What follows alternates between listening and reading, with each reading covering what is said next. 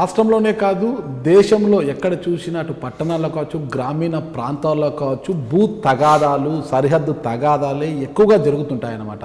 అంటే రకరకాల కారణాలు ఉంటాయి. దీనికోసం రెవెన్యూ కార్యాలయాల చుట్టూ తిరగలేక చాలామంది కూడా అలసిపోతుంటారు. ఇక ఈ సమస్యను పరిష్కరించడానికి ఇటీవలే ఆంధ్రప్రదేశ్లో రాష్ట్ర ముఖ్యమంత్రి గారి చేతుల మీదుగా జగనన్న శాశ్వత భూ హక్కు భూరక్షణ కార్యక్రమం పేరుతో సమగ్ర భూ సర్వే కార్యక్రమాన్ని ఇటీవలే కృష్ణా జిల్లా జగ్గయ్యపేటలో సీఎం వైఎస్ జగన్మోహన్ రెడ్డి గారి చేతుల మీదుగా ప్రారంభించడం జరిగింది. అయితే ఈ సమగ్ర భూ సర్వే కార్యక్రమం ద్వారా రాష్ట్రంలో ఉన్న భూ సమస్యలన్నీ తొలగిపోతాయా, అసలు ఈ కార్యక్రమం వల్ల లాభాలేంటి నష్టాలేంటి అన్ని పూర్తి వివరాలు తెలుసుకోవడానికి మనతో మాజీ కలెక్టర్ లక్ష్మీకాంతం ఐఏఎస్ గారు మనతో ఉన్నారు. ఆయన అడిగి వివరాలు తెలుసుకుంటాం. నమస్తే సార్. నమస్కారం అండి నాగరాజు గారు. చాలా కాలమైంది సార్ మిమ్మల్ని చూసి. అనంతపురం కలెక్టర్గా పనిచేశారు.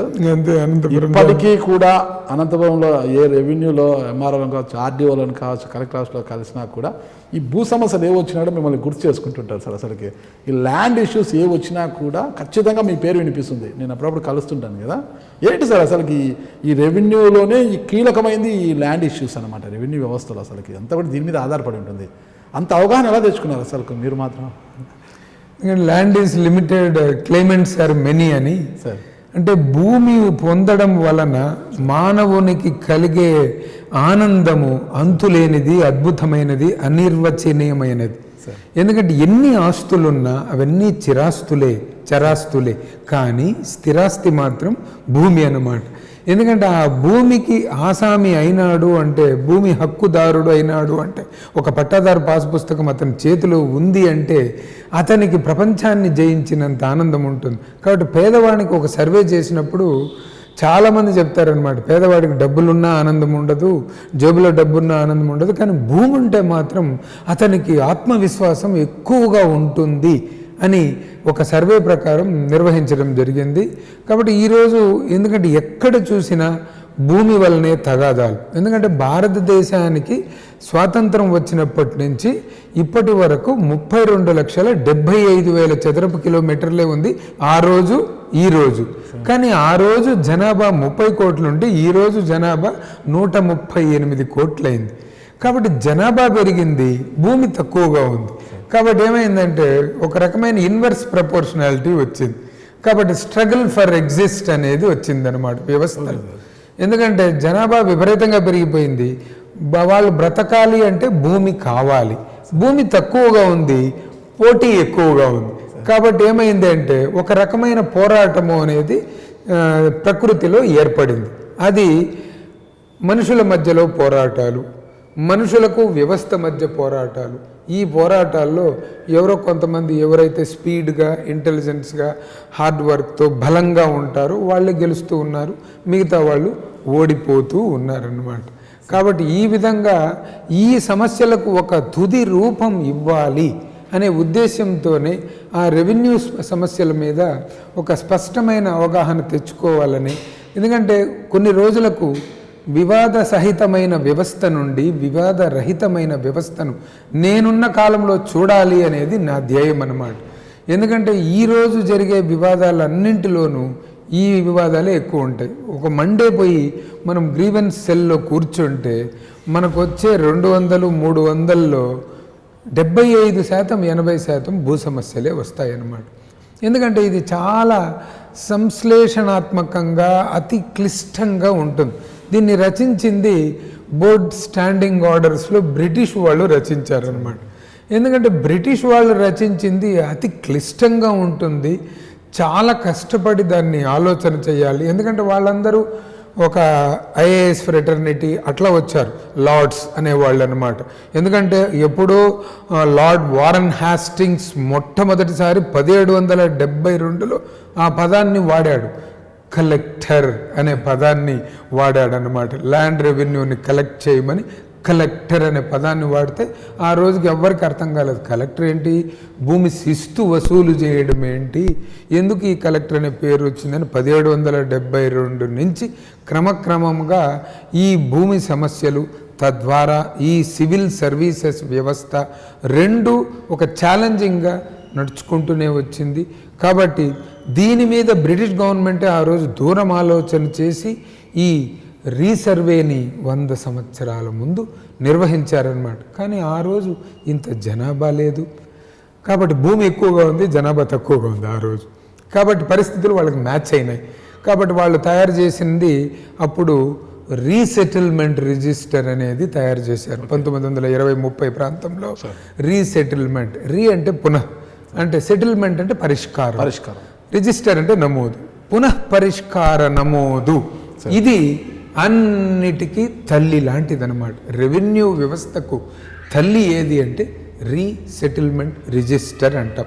అంటే ఈ రిజిస్టర్ కానీ చూసినట్లయితే ఆ రోజు వాళ్ళు గ్రామ సభలు నిర్వహించి దండోరా వేయించి ప్రకటించేశారు. మీ భూములు ఏమున్నా కూడా మా దగ్గర నమోదు చేసుకోండి, దాని స్వభావం ఏంటి, వర్గీకరణ ఏంటి అనేది మొత్తం నమోదు చేస్తామని ఆ రోజు తయారు చేశారు. మ్యాక్సిమం ఆ రోజు నమోదైంది, కానీ కొంతమంది ముందుకు రాలేదు, తర్వాత చూసుకుందాంలే అని ముందుకు రాలేదు. ఆ ముందుకు రానిది అన్క్లెయిమ్డ్ అనే పదమే ఈరోజు సమస్యలకు నాంది అయిందనమాట. అన్క్లెయిమ్డ్, వాళ్ళు ఎవరైతే ముందుకొచ్చి నమోదు చేసుకొని ఉంటే ఈరోజు బహుశా ఇన్ని సమస్యలు వచ్చుండేవి కావు. ఇది ఒక ముఖ్యమైన కారణం. ఇంకా రెండవది జనాభా పెరిగిపోయింది, భూమి విలువ పెరిగిపోయింది. కాబట్టి న్యాచురల్గా చేసిన రెవెన్యూలో మాత్రం మార్పడం సార్. చిన్న ఎగ్జాంపుల్ చెప్తాను ఒకటి. కర్నూలు జిల్లా పాపిలి మండలం నెరేడ్జర్ల గ్రామం. గాజుల రంగమ్మ, వైఫ్ ఆఫ్ గాజుల మద్దయ్య, వాళ్ళకి నెరేడ్జర్లలో ల్యాండ్ ఉంది, ఒక వ్యవసాయ భూమి. దాని నుంచి వాళ్ళ రికార్డ్స్ ప్రకారం 1Bలో కావచ్చు, అంతా కావచ్చు. రెవెన్యూ వాళ్ళు పొందుపరిచింది ఏంటి, విఆర్ఓలు, ఆర్ఐలు వీళ్ళంతా కలిసి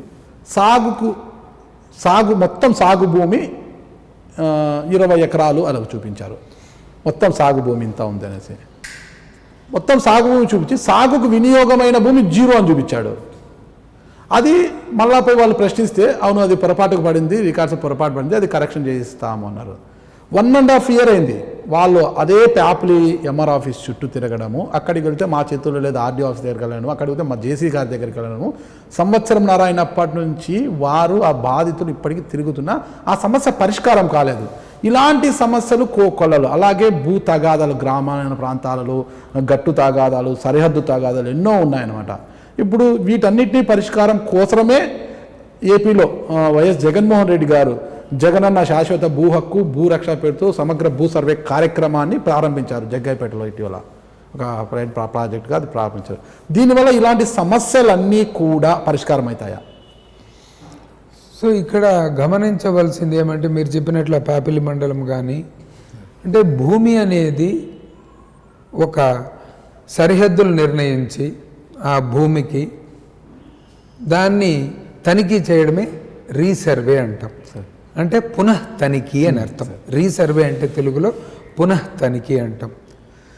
భారతదేశంలో ఇండియన్ రిజిస్ట్రేషన్ చట్టం వచ్చిన తర్వాత ఇది రిజిస్ట్రేషన్ అవుతూ ఉన్నాయి భూములు. రిజిస్ట్రేషన్ అయిన వెంటనే ప్రతి ఒక్కరు ఏమని అనుకుంటారు అంటే మనకు రిజిస్ట్రేషన్ అయింది, రిజిస్టర్ ఆఫీస్లో వెళ్ళాము, మనకు రిజిస్టర్ అయింది అని అనుకుంటాం. రిజిస్టర్ అయిన వలన ఈ రిజిస్ట్రేషన్ చట్టం ప్రకారం డీడ్ ట్రాన్స్ఫర్ అవుతుందే కానీ టైటిల్ ట్రాన్స్ఫర్ కాదు. ఇక్కడ ప్రతి ఒక్కరు గమనించవలసింది ఏమంటే ఇండియన్ సిస్టమ్కి ఆస్ట్రేలియన్ సిస్టమ్కి ప్రధానంగా ఇదే తేడా అన్నమాట. ఇండియన్ సిస్టంలో రిజిస్ట్రేషన్ అయినప్పుడు డీడ్ అంటే దస్తావేజు మాత్రమే బదిలీ అవుతుంది. రిజిస్ట్రేషన్ చట్టం వలన హక్కు బదిలీ కాదు, టైటిల్ ట్రాన్స్ఫర్ కానే కాదనమాట. ఎందుకు సార్ చెప్తున్నా, అది రిజిస్ట్రేషన్ చట్టంలో ఉన్నది. అది ఉండేదే టైటిల్ డీడ్ అంటారు కదా, కాబట్టి టైటిల్ డీడ్ లో సగమే తీసుకునింది అది. రిజిస్ట్రేషన్ చట్టం వలన దస్తావేజు బదిలీ కానీ భూమి హక్కు బదిలీ కాదు. ఎందుకంటే ఇండియన్ సిస్టంలో మనకు ఇచ్చేది రిజిస్ట్రేషన్ చట్టంలో ఇప్పటి వరకు ఉన్నది ఏమంటే సబ్ రిజిస్ట్రార్ మాత్రమే సంతకం పెడతారు. అవును సార్, దస్తావేజులు. రెవెన్యూ ఎంఆర్ఓ సంతకం పెట్టలేదే. అవును, కరెక్ట్. రిజిస్టర్ ఆఫీసులో. కాబట్టి ఈ రిజిస్ట్రేషన్ ఆఫీసు, ఈ రెవెన్యూ ఆఫీసు, ఈ సర్వే ఆఫీసు 3 అనుసంధానం అయితేనే మీకు హక్కు బదిలీ అవుతుంది. ఓకే. కాబట్టి ఇప్పుడు ప్రస్తుతము ఈ ఆటో మ్యూటేషన్ పద్ధతి అనేదాన్ని ఎందుకు తీసుకొని వస్తున్నారంటే ముందుగా ప్యాపిలి చెప్తాను. సాగుకు పనికొచ్చే అంటే మొత్తం భూమి 1 ఎకరా ఉంది అనుకుందాం. 1 ఎకరాలో సాగుకు వినియోగము కానిది అని 2 రకాలు ఉంటాయి. అంటే దాంట్లో కొండలు ఉండొచ్చు, గుట్టలు ఉండొచ్చు. దాన్ని మనం సాగుకు వినియోగం కానిది అంటాం. దానికి చాలా మార్పులు తీసుకొని వస్తే కానీ ఆ భూమిని మనం సాగులోకి తీసుకొని రాలేము. మిగతాది రెండోది ఏమి కొద్దిగానే ఉంటుంది సాగుకు పనికొచ్చేది. లేదు 1 ఎకరా పూర్తిగా సాగుకు వినియోగం కాకుండా కూడా ఉండవచ్చు. కానీ దాన్ని ప్రత్యేకమైన సర్వే చేసి దాంట్లో సాగుకు పనికొచ్చే భూమి ఎంత, సాగుకు పనికిరాని భూమి ఎంత అని నిర్ణయం చేసి ఆర్డీఓ దగ్గర ఒక ఆర్డర్ తీసుకుంటే 100% అది అడంగల్ అంటే విలేజ్ అకౌంట్ నెంబర్ 3లో నమోదైనప్పుడు మనకు మార్పులు అనేది సంభవిస్తాయన్నమాట. ఆ విధంగా చేసుకోవాలి. ఒకవేళ ఇంకా వాల్యుబుల్ ల్యాండ్ అయితే అది జాయింట్ కలెక్టర్ వరకు వెళ్ళి అతని ఉత్తర్వుల ప్రకారం తీసుకొని రావచ్చు. ఇక్కడ ఒకటి చెప్తాను, మనకు డీడ్ మాత్రమే ట్రాన్స్ఫర్ అవుతూ ఉంది కదా, దీనివల్ల ఉపయోగం ఏముందని చాలామంది బుర్రలు బద్దలు కొట్టుకొని ఆస్ట్రేలియన్ సిస్టమ్ని ఈరోజు ప్రపంచమంతా చూస్తున్నారనమాట. ఆస్ట్రేలియాలో టారెన్స్ అనే ఒక ఆయన ఉండేవాడు. టారెన్స్ ఈ రోజు కూడా అదే ప్రపంచానికి చతుర్వేదం. ఋగ్వేదము అదే, సామవేదము అదే, యజుర్వేదము అదే, అథర్వణ వేదము అదే. Torrens system of conclusive title system అంటాం. టారెన్స్ కన్క్లూజివ్ టైటిలింగ్ సిస్టమ్ అని దాని పేరు. కారన్స్ అనే వ్యక్తి 1858లో ఆస్ట్రేలియాలో ఒక ప్రైవేటు బిల్లు పెడతాడు. ఆ ప్రైవేటు బిల్లే 1858లో రియల్ ప్రాపర్టీ యాక్ట్ అయిందనమాట. నిజమైన ఆస్తి చట్టం అయింది. దాని పేరు నిజమైనది, అవాస్తవమైనది కాదు, నిజమైనది. దాన్ని కన్క్లూజివ్ ఎవిడెన్స్ అన్నాడు. ఆ చట్టం పేరు చాలా స్పష్టమైన పదం వాడాడు అనమాట. కన్క్లూజివ్ ఎవిడెన్స్ అంటే తెలుగులో నిశ్చయాత్మకమైన సాక్ష్యం. అది అనిర్వచనీయమైన అనుభూతి, అది ఇండెఫిసిబిలిటీ అంటాం. అంటే ప్రభుత్వమే భరోసా ఇస్తుంది భూమికి. ప్రభుత్వమే భూమి రికార్డులను మెయింటైన్ చేసి దానికి కన్క్లూజివ్ టైటిలింగ్ సిస్టమ్. దానివల్ల ఏమైంది అంటే ఆ బిల్లు పెట్టడం వలన దాన్ని ఏమంటారంటే it is the registration by title, it is not the registration for title అని. టైటిల్ కోసం రిజిస్ట్రేషన్ కాదు, రిజిస్ట్రేషన్ అయితే టైటిల్ వచ్చింది అంటాం. అది టారెన్స్ ప్రత్యేకత అనమాట. ఆయన ఏం చేశాడంటే ఎప్పుడైతే రిజిస్ట్రేషన్ అవుతుందో 3 సూత్రాల మీద ప్రవేశపెట్టాడు ఆ రోజు. ఒకటి మిర్రర్ ప్రిన్సిపల్ అంటాం, దాని పేరు దర్పణ సూత్రము అంటాం అన్నమాట.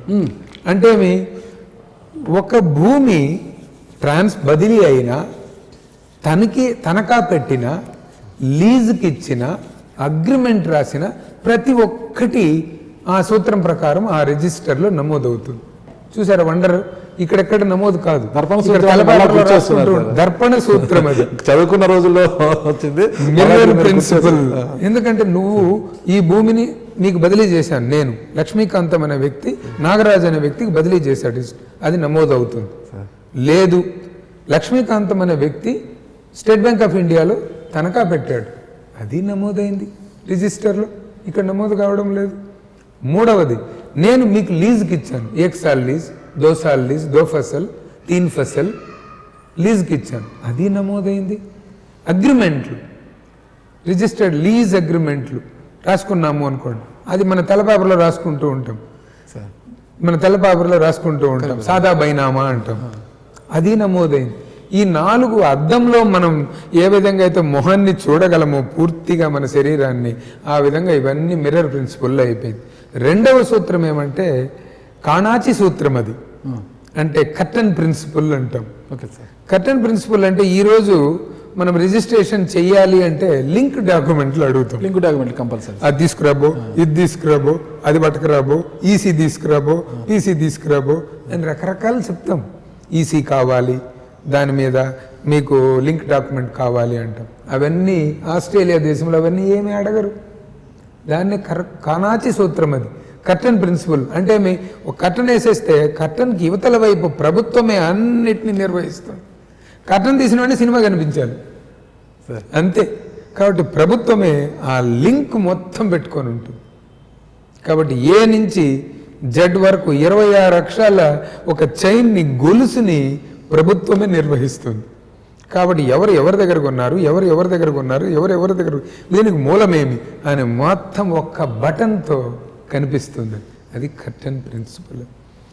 మూడవ సూత్రం ఏమంటామంటే రుణ విముక్తి సూత్రం. అది ఇండెమ్నిటీ ప్రిన్సిపల్ అంటాం. అంటే ఏదైనా మోసపుచ్చి ఒక రిజిస్ట్రేషన్ జరిగిపోయింది, లేదు ఒక ఎర్రర్ వచ్చింది, తప్పు జరిగిపోయింది అంటే ఎవరిది బాధ్యత కాదు, ప్రభుత్వమే బాధ్యత వహిస్తుంది. ఆస్ట్రేలియాలో ఓకే, బాధ్యత వహించి ఎవరైతే మోసపోయినారో ఈ యొక్క తప్పు జరగడం వలన, ఈ యొక్క మోసం చేయడం వలన ప్రభుత్వం కాంపెన్సేషన్ ఇస్తుంది. See the beauty. అంటే ప్రభుత్వము భరోసా కల్పిస్తూ ఉంది వ్యక్తికి. నువ్వు ఆస్తి కొంటున్నావు అంటే భరోసా నీకు ఇస్తున్నాం. అదే టారెన్స్ కన్క్లూజివ్ ఎవిడెన్స్ టైట్లింగ్ సిస్టమ్ అంటాం. అంత సంక్లిష్టంగా చేశాడు. అయితే మొదట గజిబిజిగా ఉండేది ఆస్ట్రేలియాలో కూడా. చాలా టైం తీసుకునింది ఇది ప్రజల్లోకి వెళ్ళి అవగాహన కల్పించి పొలిటికల్గా విల్ సేకరించి ఐఈసీ యాక్టివిటీస్ చేసి చేసి చేసి ఈరోజు ప్రపంచమంతటా అమెరికా, యూకే, మొత్తం దేశాలు, Singapore, Malaysia, New Zealand, south Korea, అన్ని దేశాలు ఆస్ట్రేలియన్ సిస్టమ్. మన దగ్గర కూడా అది అమలు చేయొచ్చు కదా సార్? అదే చెప్తున్నా. మన దగ్గర కూడా రాజస్థాన్ మొదలు పెట్టారు, రాజస్థాన్, హర్యానా, కర్ణాటక మొదలు పెట్టారు. ఇక్కడ ఆంధ్రప్రదేశ్ ప్రత్యేకం అంటే గౌరవనీయులు ముఖ్యమంత్రి గారు చాలా విషనరీగా నవరత్నాల్లో భాగంగా వైఎస్ఆర్ జగనన్న భూ శాశ్వత హక్కు భూమి రక్షణ అనే పథకాన్ని తీసుకొచ్చారు. దాదాపు 30 రకాల సంక్షేమ కార్యక్రమాలు ఆంధ్రప్రదేశ్ ప్రభుత్వం నేడు నిర్వహిస్తూ ఉంది ప్రజల కోసం. ఈ యొక్క 30 పథకాలు దాంట్లో ఒకటి ఈ యొక్క, ఎందుకంటే ఈ వివాదరహితమైన వ్యవస్థ రావాలి అంటే భూమి మీద తగాదాలన్నీ వెళ్ళిపోవాలి. ఈరోజు రెవెన్యూ కోర్టుల్లో ఆంధ్రప్రదేశ్లో 52,000 కేసులు పెండింగ్లో ఉన్నాయి. ఓకే, రెవెన్యూ కోర్టులు, ఎంఆర్ఓ కోర్టులు అయితే కావచ్చు, ఆర్డీఓ కోర్టులు అయితే కావచ్చు, జాయింట్ కలెక్టర్ కోర్టులో అయితే కావచ్చు, కమిషనర్ సర్వే అండ్ సెటిల్మెంట్లో కావచ్చు, కమిషనర్ అపీల్ కావచ్చు. 52,000 కేసులు రెవెన్యూ కోర్టులో ఉన్నాయి. 79,000 అప్లికేషన్లు రెవెన్యూ రికార్డులో మార్పులు కోరుకుంటున్నాయి. కాబట్టి ఇంత వాల్యూమినస్ వర్క్ని టేకప్ చేయాలి అంటే రీసర్వే ఒక్కటే. ఎందుకంటే ఆ రోజు నాటిన సర్వే రాళ్ళు ఈరోజు తుడుచుకుపోయాయి. ఎక్కడుందో తెలియదు సర్వే రాళ్ళు లేకపోతే ఈరోజు 1 ఎకరా అని పాస్ పుస్తకంలో ఉంటే అతను 1 ఎకరా 20 సెంట్లలో చేస్తూ ఉంటాడు. పక్కన ప్రభుత్వ భూమి కావచ్చు, లేదు వేరే ఎవరిది కావచ్చు, తెలియదు కదా. ఏదైతే ఖాళీగా ఉంటే వేసేస్తాడు. ఎందుకంటే సరిహద్దు రాళ్ళు వేస్తారు. సరిహద్దు రాళ్ళు 4 రకాలు సర్వే స్టోన్స్ అంటాం. ఏ తరగతి సర్వే రాళ్ళు అంటే ఇది గ్రామానికి ఉంటుందన్నమాట. ట్రై జంక్షన్ దగ్గర గ్రామానికి ఏ తరగతి ఉంటుంది. 90 సెంటీమీటర్లు పొడవు ఉంటుంది, 22.5 సెంటీమీటర్ల వెడల్పు, 22.5 సెంటీమీటర్ల ఎత్తు ఉంటుందన్నమాట.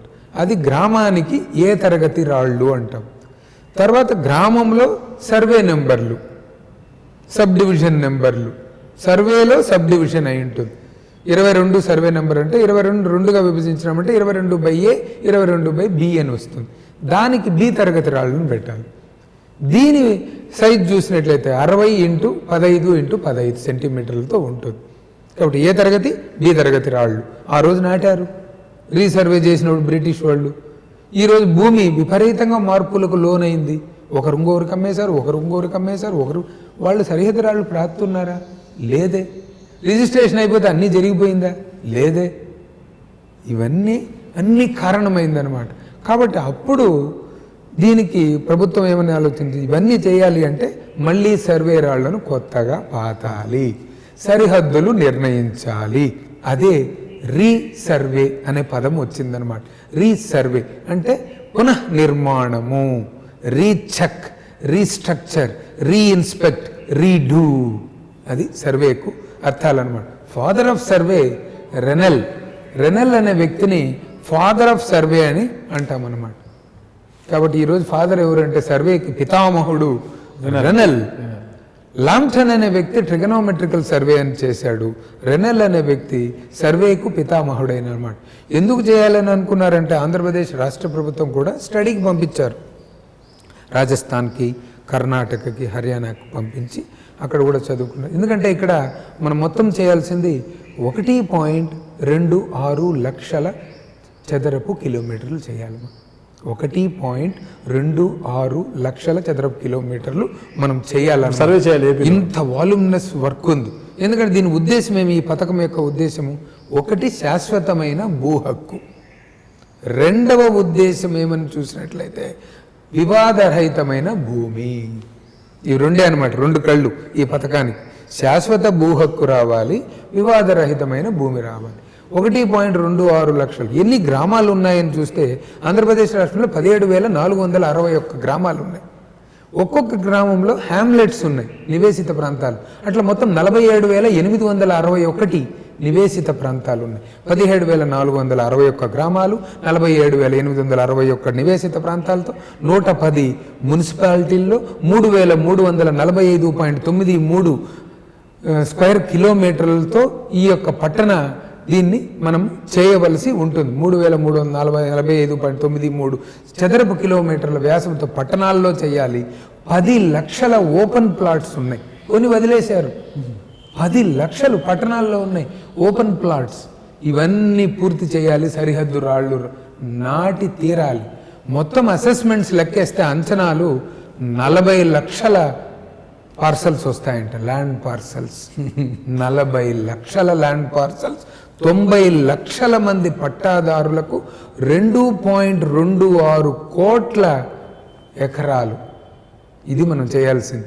2.26 కోట్ల ఎకరాలు, 90 లక్షల పట్టాదారులు, 40 లక్షల భూ అంచనాలు, పట్టణాల్లో 10 లక్షల ఓపెన్ ప్లాట్లు. సార్ వాస్తవంగా తీసుకుంటే ఇప్పుడు అదే సార్, ఇప్పుడు ఈ భూ సమస్యల గురించి చాలా గొప్పగా చెప్తున్నారు మీరు. అంటే ఎలా ఉంటాయి ఈ సమస్యలని చాలా విశదీకరించి చెప్తున్నారు మీరు, చాలా విశదీకరించి ఈ సమస్యల గురించి చెప్తున్నారు మీరు. అలాంటప్పుడు అదే ఇప్పుడు జగన్ గారు ఏదైతే స్టార్ట్ చేశారో సమగ్ర భూ సర్వే అనేది, దీనివల్ల ఈ సమస్యలన్నీ పరిష్కారం అవుతాయి. సాధారణంగా కొన్ని ఊళ్ళలో తీసుకుంటే మనము రికార్డులో ఉన్న భూమికి క్షేత్రస్థాయిలో ఉన్న భూమికి చాలా తేడా ఉంటుంది. దీని ద్వారా కూడా చాలా గొడవలు జరుగుతుంటాయి అన్నమాట. ఇప్పుడు జగన్మోహన్ రెడ్డి గారు ఏదైతే ఈ సమస్యలన్నీ పరిష్కరించాలని సమగ్ర భూ సర్వేని తీసుకువచ్చారో, ఇలాంటి సమస్యలన్నిటికీ కూడా చెక్ పెట్టచ్చు అంటారా?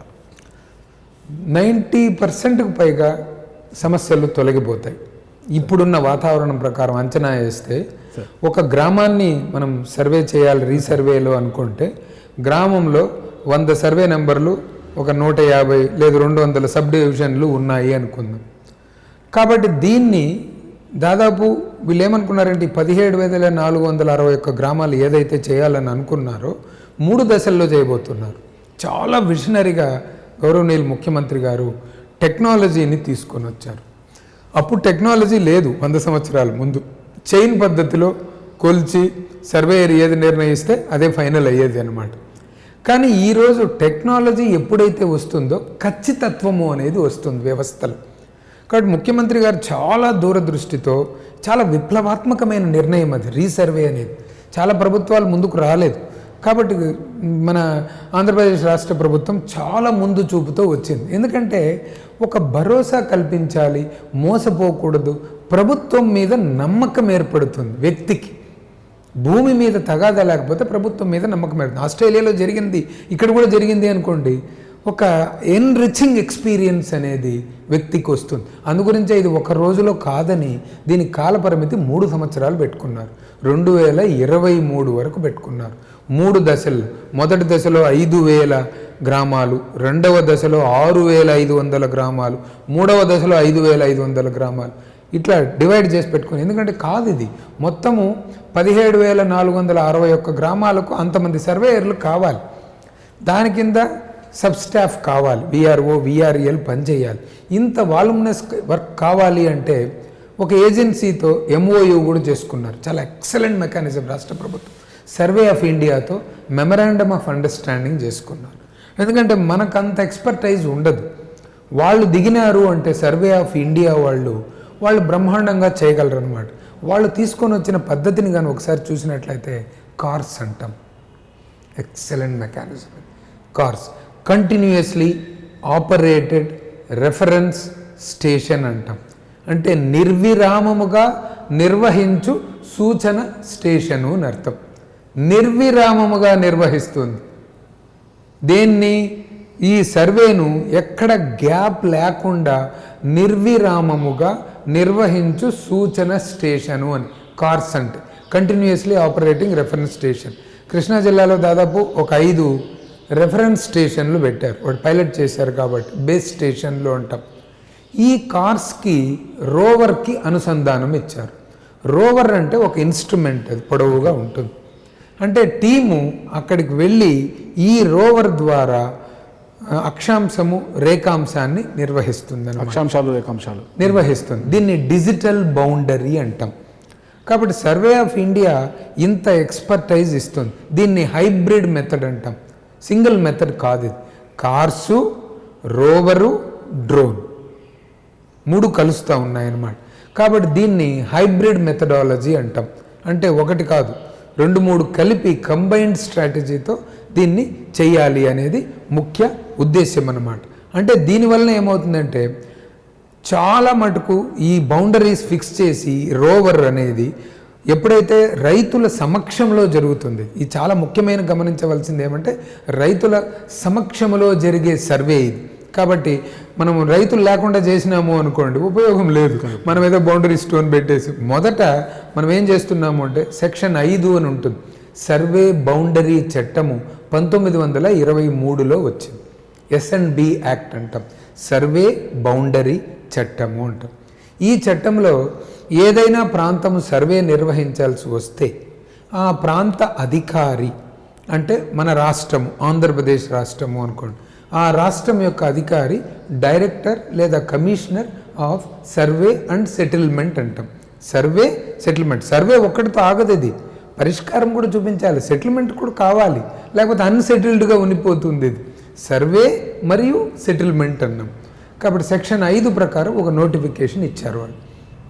దీని ద్వారా ఏమైంది, ఆంధ్రప్రదేశ్ రాష్ట్ర ప్రభుత్వము రాబోయే రోజుల్లో మొత్తము ఇన్ని 40 లక్షల అంచనాలు 90 లక్షల పట్టాదారులకు సర్వే చేయబోతున్నారు అని ఒక నోటిఫికేషన్ ఇస్తారనమాట. దాన్ని అనుబంధంగా తీసుకొని ప్రతి జిల్లాలో assistant director survey and settlement ఒక నోటిఫికేషన్ ఇస్తారు. అంటే ఈ ప్రాంతం అంతా జిల్లా మొత్తము మేము ఇంత విస్తీర్ణంలో సర్వే చేయబోతున్నాము అని ఇస్తారనమాట. అయిపోయిన తర్వాత ఏం చేస్తారు, వీళ్ళు వెళ్ళి రీఫిక్సింగ్ చేయాలి మొదట. అంటే గ్రామము మొత్తం బౌండరీ ఏముందో మొదట చూడాలి. చూసి ఆ స్టోన్ ఉందా లేదా ఫస్ట్ కనుక్కోవాలి. ఆ స్టోన్ లేదు అనుకోండి కొత్త స్టోన్ పాతాలి బౌండరీని పెట్టి. తర్వాత ఆ స్టోన్ పెట్టినాక ప్రభుత్వ భూములు ఏమేమైతే ఉన్నాయో ఆ ప్రభుత్వ భూములకన్నిటికీ మొదట పెట్టేస్తారనమాట. సో ఈ ఎక్సైజ్ అయిన తర్వాత వాళ్ళ టీం వచ్చి గ్రామ సభలు నిర్వహిస్తారు. గ్రామ సభలు నిర్వహించి ఈ విధంగా మేము పట్టా భూముల్లో ప్రభుత్వ భూమి అయిపోయింది, విలేజ్ బౌండరీ కూడా అయిపోయింది, గ్రామ సరిహద్దు కూడా అయిపోయింది, మేము ఇప్పుడు పట్టా భూములు మేము సర్వే చేయబోతున్నాము అని ఇస్తారు. దానికి గ్రామ సభ అంటే కొంతమంది అటెండ్ అవుతారు, చాలామంది రారు. కాబట్టి ఏం చేసినారు, నెక్స్ట్ మెకానిజంలో ప్రభుత్వం దూరం ఆలోచన చేసి ఇంటింటికి వెళ్ళడం, డోర్ టు డోర్ అన్నాడు అనమాట. కాబట్టి ఇంటింటికి వెళ్ళి చెప్పడం, ఈ విధంగా మేము సర్వే చేస్తున్నాము, మీరు ఫలానా డేట్కి వచ్చి అటెండ్ కండి అని ఒక షెడ్యూల్ ఇస్తారన్నమాట. షెడ్యూల్ ఇవ్వడం.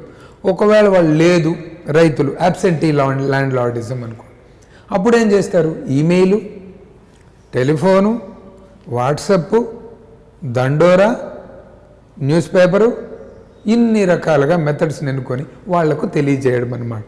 మౌత్ టు మౌత్ వెళ్ళిపోవడం, అట్లా వెళుతూ ఉంటే అప్పుడు ఏం చేస్తారంటే వాళ్ళకి నోటీస్ ఇస్తారు. 6(1) అంటాం. సెక్షన్ 6లో ఒక ఉప సెక్షన్ 6(1) ప్రకారం ప్రతి ఒక్కరికి నోటీస్ ఇచ్చి అక్నాలెడ్జ్మెంట్ తీసుకోవాలి. ఫలానా తేదీన ఫలానా సమయాన మీ భూమిని మేము సర్వే చేస్తున్నాము. వాళ్ళు వచ్చినారు అనుకోండి, అప్పుడు 7 సెక్షన్ 7 ప్రకారం సర్వే బౌండరీస్ చట్టం 7 ప్రకారం సర్వే మేము నిర్వహిస్తున్నామని ఆ రోవర్ను తీసుకొని వచ్చి రైతు ఎక్కడైతే తను చూపిస్తాడో తన హద్దులు నాకు ఇక్కడ వరకు ఉంది, నేను వ్యవసాయం చేస్తున్నాను అని అతను చూపిస్తాడు.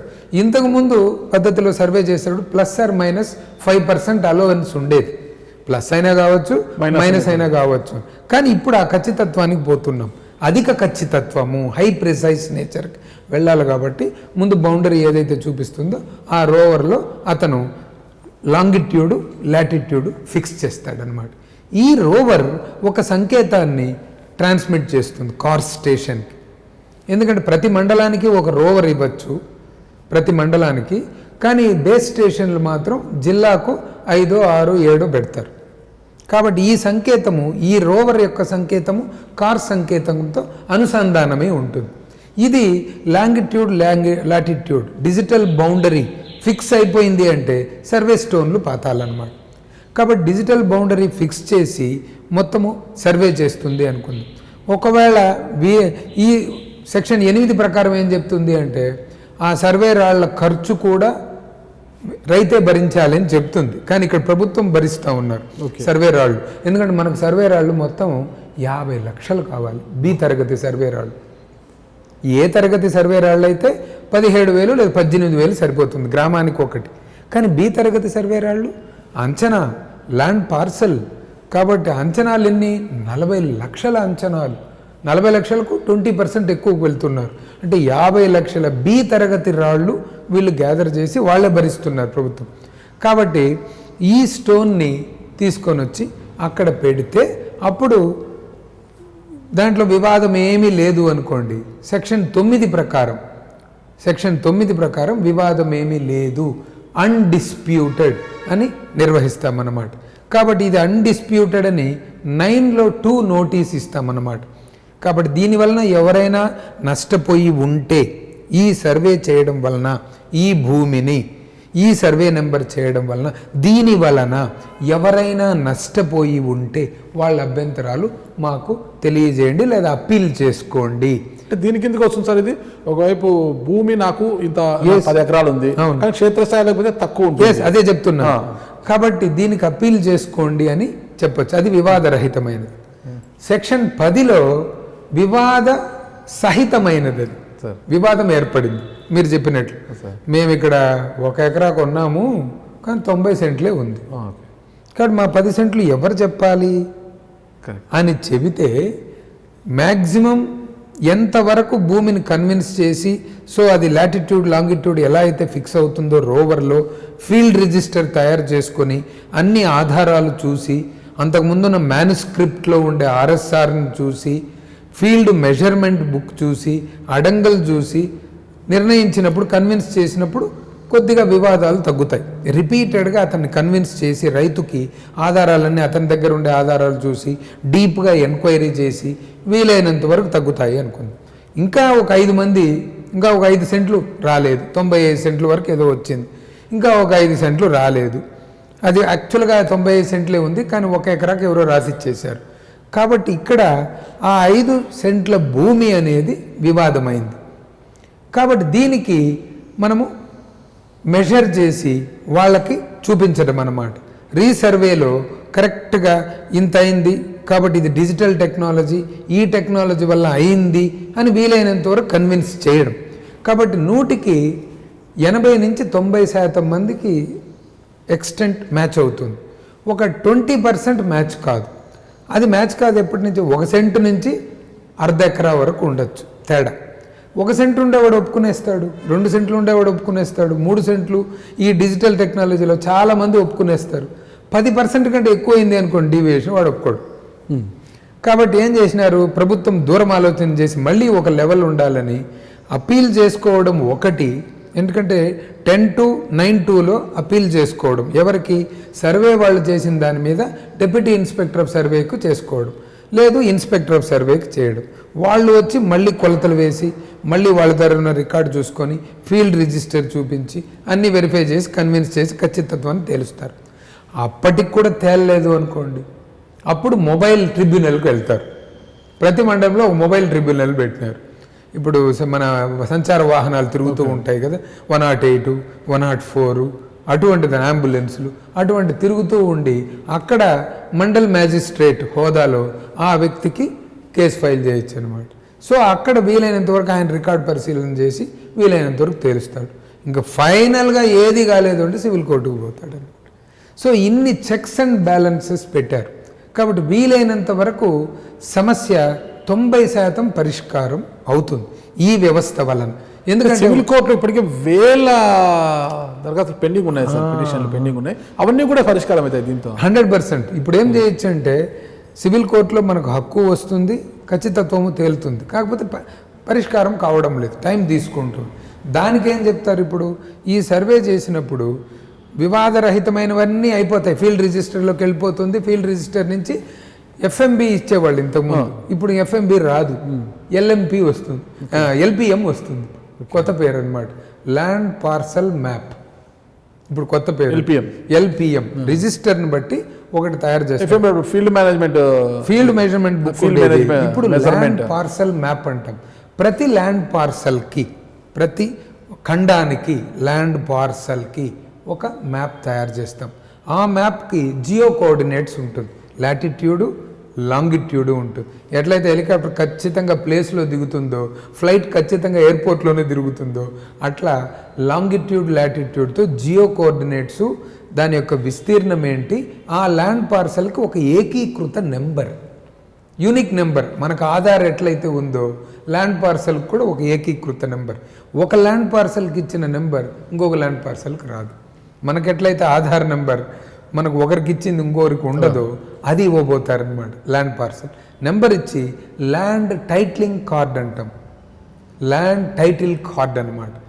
అంటే మీ భూ హక్కు కార్డు. అది మనకి ఎట్లయితే ఆధార్ కార్డు ఉందో ఇది భూ కార్డు. అంటే కొత్త పాస్ పుస్తకాలు ఇవన్నీ కూడా అవన్నీ పోతాయి.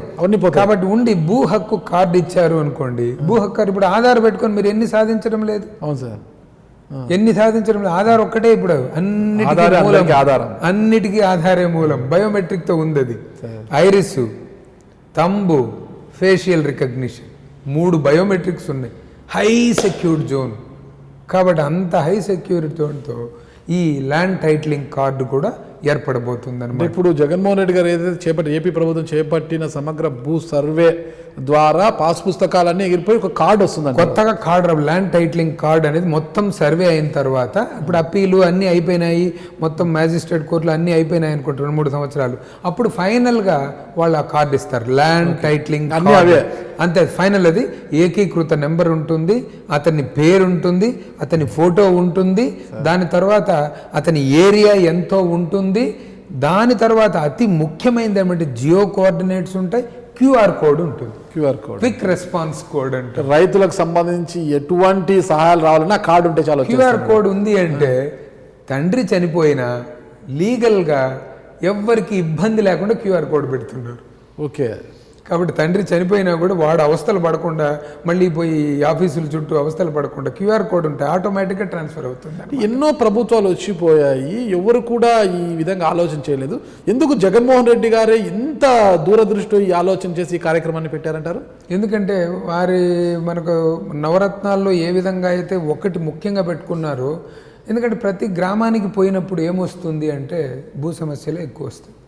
మీరు ఒక గ్రామానికి పోండి, ఒక గ్రామసభ నిర్వహించిన, ఒక ఏదో ఒకటి ఫార్మల్ మీటింగ్ పెట్టినా, మా గ్రామంలో ఇంత భూమి ఉంది, అది వాళ్ళు ఆక్రమించినారు, వీళ్ళు వాడుకుంటున్నారు, మాకు సమస్యలు ఉన్నాయి, మాకు పట్టాదారు పాస్ పుస్తకం రాలేదు, మాకు 1B రాలేదు, ఈ సమస్యలే ఎక్కువ ఉంటాయి.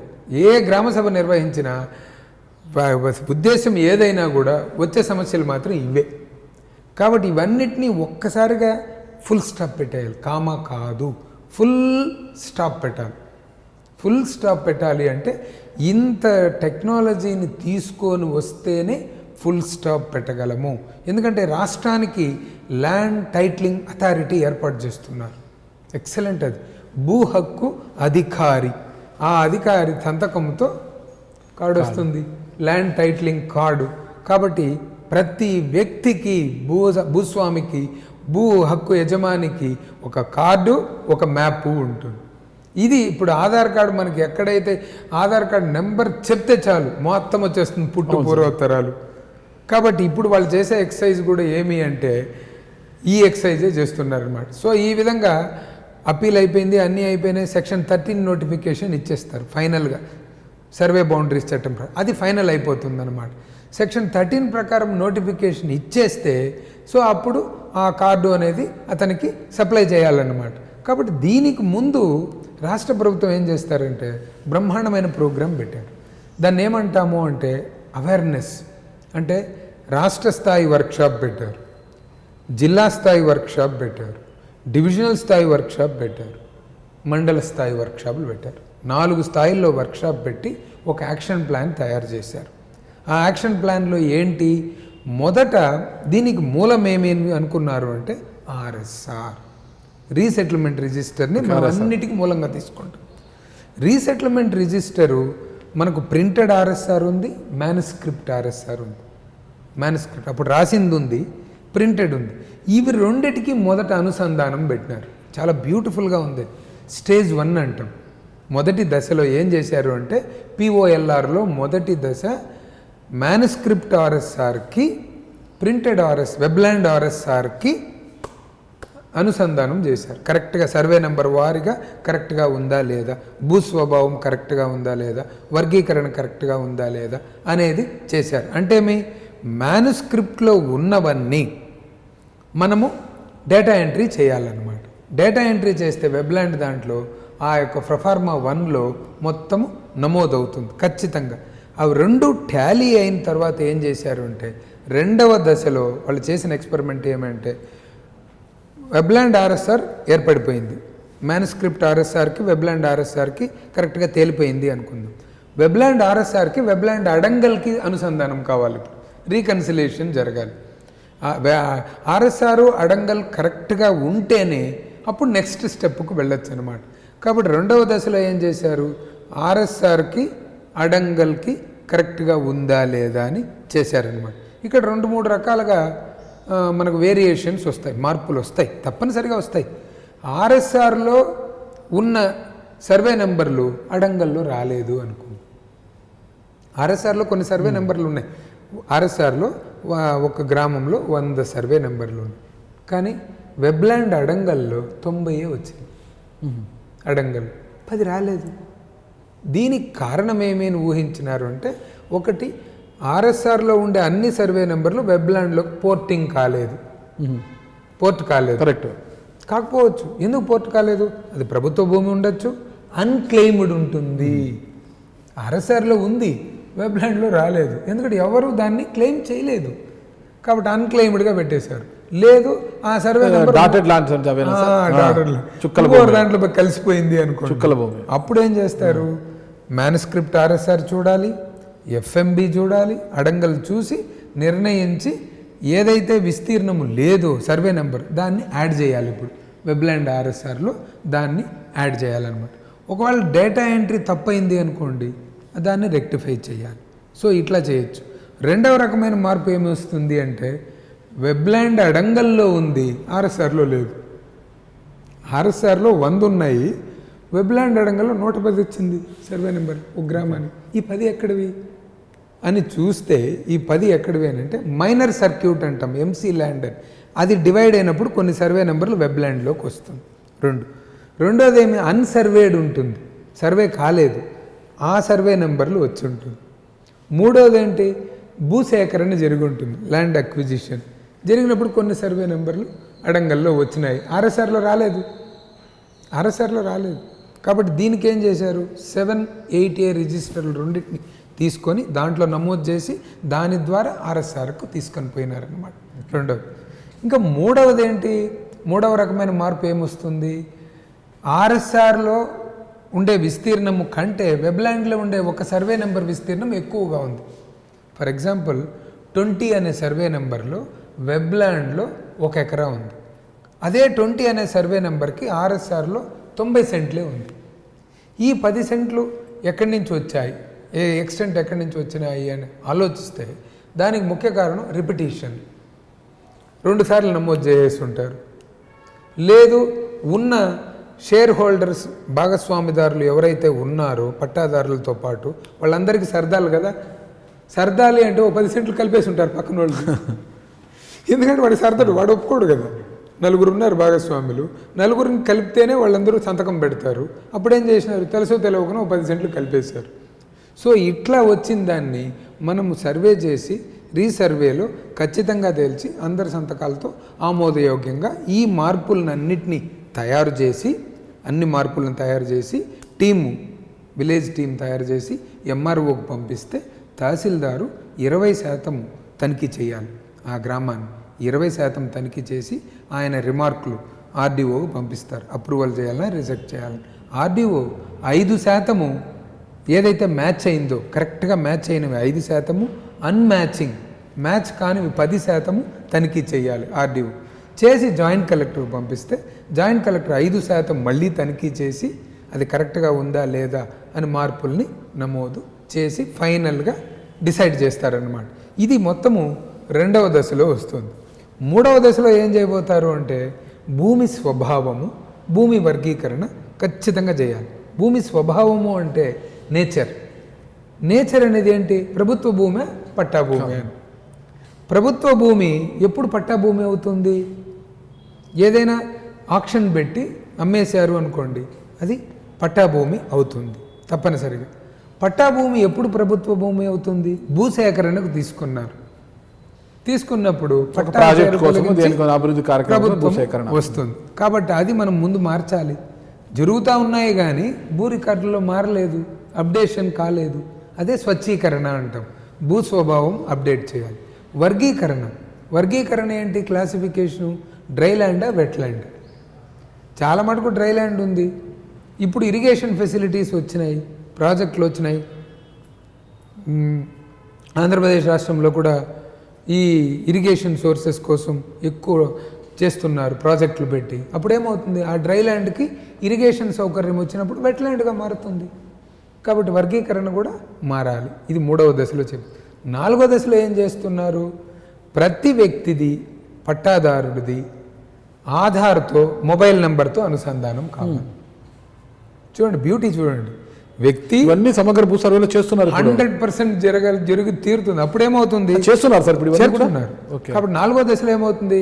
ప్రతి మొబైల్ నెంబరు ఆధార్కు లింక్ అవుతుంది. ఆధారు నేమ్కు లింక్ అవుతుంది. కాబట్టి ఏది అనేది 4వ దశలో ఈ అనుసంధానం చేయబోతున్నారన్నమాట. చివరగా 5వ దశలో ఏం చేస్తారు? అడంగల్లో 10, 11, 12, 13 కాలమ్స్ ఉన్నాయి. పట్టాదారుడు ఎవరు, అనుభవదారుడు ఎవరు, పట్టాదారుడెవడు, ఎంజాయర్ ఎవరు అని. సో దాన్ని 5వ దశలో చేయబోతారనమాట. ఇట్లా ఈ 5 దశల్లో మార్పు చేసినట్లయితే 99% స్వచ్ఛీకరణం వైపు అడుగులు వేయబోతుందన్నమాట. పెద్ద వ్యవస్థ సార్ ఇది. ఎందుకంటే ఒక రోజులో అయ్యేది కాదు. ఇది చాలా క్యాల్కులేటెడ్గా ప్రతిదీ టెక్నాలజీతో అనుసంధానం చేస్తున్నారు. మొబైల్ నెంబరు ఆధార్తో అప్డేషన్ చేసుకోవాలి ప్రతి వ్యక్తి. లేకపోతే మొబైల్ నెంబర్ ఆధార్తో అనుసంధానం కాకపోతే ఉపయోగమే లేదు. అసలు ఫీల్డ్ లెవెల్కి పోతే చాలా మంది కూడా ఈ ల్యాండ్ నాదంటే నాది, నాతో డాక్యుమెంట్స్ ఉన్నాయని కూడా కొట్లాడుతుంటారు సార్. అన్ని చాలా గొడవలు పడుతుంటారు, ల్యాండ్ నాది అనేసి. ఈ సమస్యలు కూడా ఈ భూ సర్వే ద్వారా పరిష్కరించబడతాయి 100%. ఎందుకంటే ఇప్పుడు రిజిస్ట్రేషన్ ఏముంది, ఈ రోజు తీసిపోయి ఈ బిల్డింగ్ని కూడా ఎవరైనా రిజిస్ట్రేషన్ చేసి ఉంటారు సార్, ఎవరికి తెలియదు. నేను ఇంతకుముందే చెప్పాను, రిజిస్ట్రేషన్ చట్టం వల్ల జరిగేది ఏమంటే దస్తావేజుల బదిలీ మాత్రమే, హక్కు బదిలీ కాదు. కాబట్టి ఈ రీసర్వే వలన భూ హక్కు కల్పించబడుతుంది. ఎవరిది భూమి అనేది నిర్ణయించడం అవుతుంది. ఎందుకంటే అతనికి ఏ విధంగా వచ్చింది, లింక్ డాక్యుమెంట్ ఏమి, వాళ్ళ దగ్గర ఉన్న ఆధారం ఏంటి, ప్రభుత్వం యొక్క భరోసా ఏంటి. కాబట్టి ఎవరైతే నిజమైన భూ హక్కుదారుడు ఉన్నాడో అతని యొక్క హక్కును ప్రభుత్వము, ఆంధ్రప్రదేశ్ ప్రభుత్వము పరిరక్షించబోతుంది, పూర్తి స్థాయిలో భరోసా ఇవ్వబోతుంది, రక్షణను ఇవ్వబోతుంది. చాలా మంచి కార్యక్రమం సార్. సార్ ఇది ఒక అనుమానం ఉంది నాకు. ఈ సరిహద్దు ప్రాంతాల గొడవలు జరుగుతున్నప్పుడు ఆంధ్ర ఒరిస్సాకు కూడా సరిహద్దు ప్రాంతాల తగాదాలు జరుగుతున్నాయి. ఇందుకు ఆంధ్ర ఒరిస్సా బార్డర్లో 29 కొటియా గ్రామాలు ఉన్నాయన్నమాట అక్కడ సరిహద్దులో. ఆ కొటియా గ్రామాల ప్రాంతంలో ఇప్పటికీ కూడా వారు ఏపీలోకి పోతారా, ఒరిస్సాలోకి వస్తారా అనేది కూడా తెలియకుండా చాలా గందరగోళంగా ఉందన్నమాట. ఒరిస్సా ప్రభుత్వం ఇది మాదే అన్నట్టుగా ఇక్కడ వచ్చాడు, అభివృద్ధి కార్యక్రమాలు చేయడానికి పోతుంది, ఏపీ వాళ్ళు పోతే ఎన్నికి తరిమేస్తున్నారు. మరి ఈ సమగ్ర భూ సర్వే ద్వారా అక్కడ ఈ కార్యక్రమం చేసి ఆ కొటియా గ్రామాలు ఎక్కడికి వస్తాయి, ఒరిస్సాకు పోతాయా, ఏపీలోకి వస్తాయని తెలిసే అవకాశం ఉంటుందా?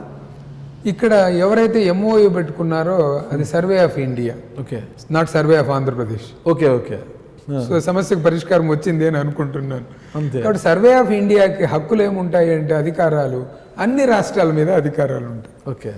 ఇప్పుడు ఇక్కడ మనం ఎక్కడైతే మన ఇంటికి పక్క ఇంటికి బౌండరీలో వివాదాలు వస్తుంటాయో, అదేవిధంగా ఈ గ్రామానికి ఆ గ్రామానికి వివాదాలు వస్తూ ఉంటాయో, అదే రకంగా ఈ మండలానికి ఆ మండలానికి వివాదాలు వస్తూ ఉంటాయో, అదే రకంగా ఈ జిల్లాకి ప్రతి పక్క జిల్లాకి వస్తూ ఉంటాయో, ఈ రాష్ట్రానికి ప్రతి రాష్ట్రానికి కూడా వివాదాలు వచ్చినప్పుడు సర్వే ఆఫ్ ఇండియా వాళ్ళు నిర్ణయించి హద్దులను పెట్టి రీఆర్గనైజేషన్ చట్టం ప్రకారం ఎప్పుడైతే వచ్చిందో ఆ చట్టంలో ఉన్న సరిహద్దులను తీసుకొని ఈ కార్స్ టెక్నాలజీలో DGPS అంటే differential global positioning system DGPS మెథడ్లో ETS ద్వారా ఎలక్ట్రానిక్ టోటలింగ్ స్టేషన్స్ అనే పద్ధతిలో ఆటో క్యాడ్ ద్వారా కంప్యూటర్ ఎయిడెడ్ డిజైనింగ్ పద్ధతిలో తప్పనిసరిగా సర్వే ఆఫ్ ఇండియా యొక్క సహకారంతో వినూత్నమైన టెక్నాలజీతో DGPS లాంటి మహగ్గమైన కాంప్రహెన్సివ్ టెక్నాలజీతో ఈ అంతర్రాష్ట్ర సరిహద్దు సమస్యలను కూడా భవిష్యత్తులో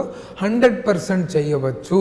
దీనికి ప్రొవిజన్ ఉంది, దీనికి ఎటువంటి అభ్యంతరము లేదు.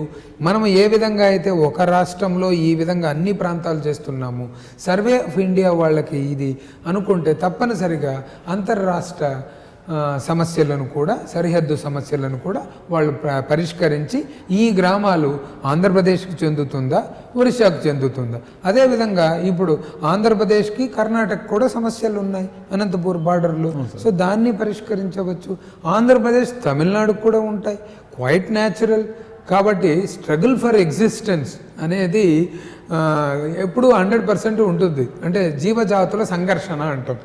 అంటే జీవుల మధ్యలో సంఘర్షణ ఎప్పుడు వస్తుంది అంటే దీని మీద ఒక వస్తువు మీద కానీ ఒక వ్యవస్థ మీద కానీ ఇద్దరికీ కోరిక కలిగింది అనుకోండి, అప్పుడు సంఘర్షణ ఏర్పడుతుంది. ఎందుకంటే ఒక భూమి ఇద్దరు వ్యక్తుల పోరాటం, ఒక జిల్లా 2 జిల్లాల మధ్యలో సమయం, ఒక ప్రాంతము 2 రాష్ట్రాల మధ్యలో పోరాటం, ఒక దేశం. ఇప్పుడు భారతదేశానికి చైనాతో ఎందుకు వచ్చింది సరిహద్దు సమస్యలు? భారతదేశానికి కాబట్టి సరిహద్దు సమస్యలు వచ్చి చైనా ఆక్రమించుకోవడానికి దురాక్రమణ చేసుకోవడానికి చైనీస్ ఆర్ గ్రీడీ అంటాం. ఎందుకంటే వాళ్ళకు ఉండదు ఏమంటే అందరూ ఫుల్ బిజీగా ఉండేటప్పుడు దురాక్రమణ చేయాలి అని అక్కడ ముందుకు వచ్చి అక్కడ ఒక బేస్ స్టేషన్ని పెట్టి ఏదో ఒక యాక్టివిటీ చేస్తూ ఉంటారు, భవిష్యత్తులో క్లెయిమ్ చేయొచ్చు అని. ఎందుకంటే అక్కడున్న హిమాలయ పర్వత ప్రాంతము, ఇటు అరుణాచల్ ప్రదేశ్లో కానీ ఇటు జమ్మూ కాశ్మీర్ దగ్గర కానీ అక్కడ ఏం కరెక్ట్గా నిర్ణయించలేం. పూర్తిగా సరిహద్దు అనేది క్లియర్ కట్ మార్గం ఉండదు. ప్రతి ఒక్కరికి ఒక బార్బుడ్ వైర్ ఫెన్సింగ్ లాగా ముందు వేసుకొని ఒక క్లియర్ కట్ టెర్మినాలజీ కానీ పెట్టుకుంటే అప్పుడు క్లియర్ కట్గా తెలుస్తుంది. అక్కడ ఏమీ ఉండదు.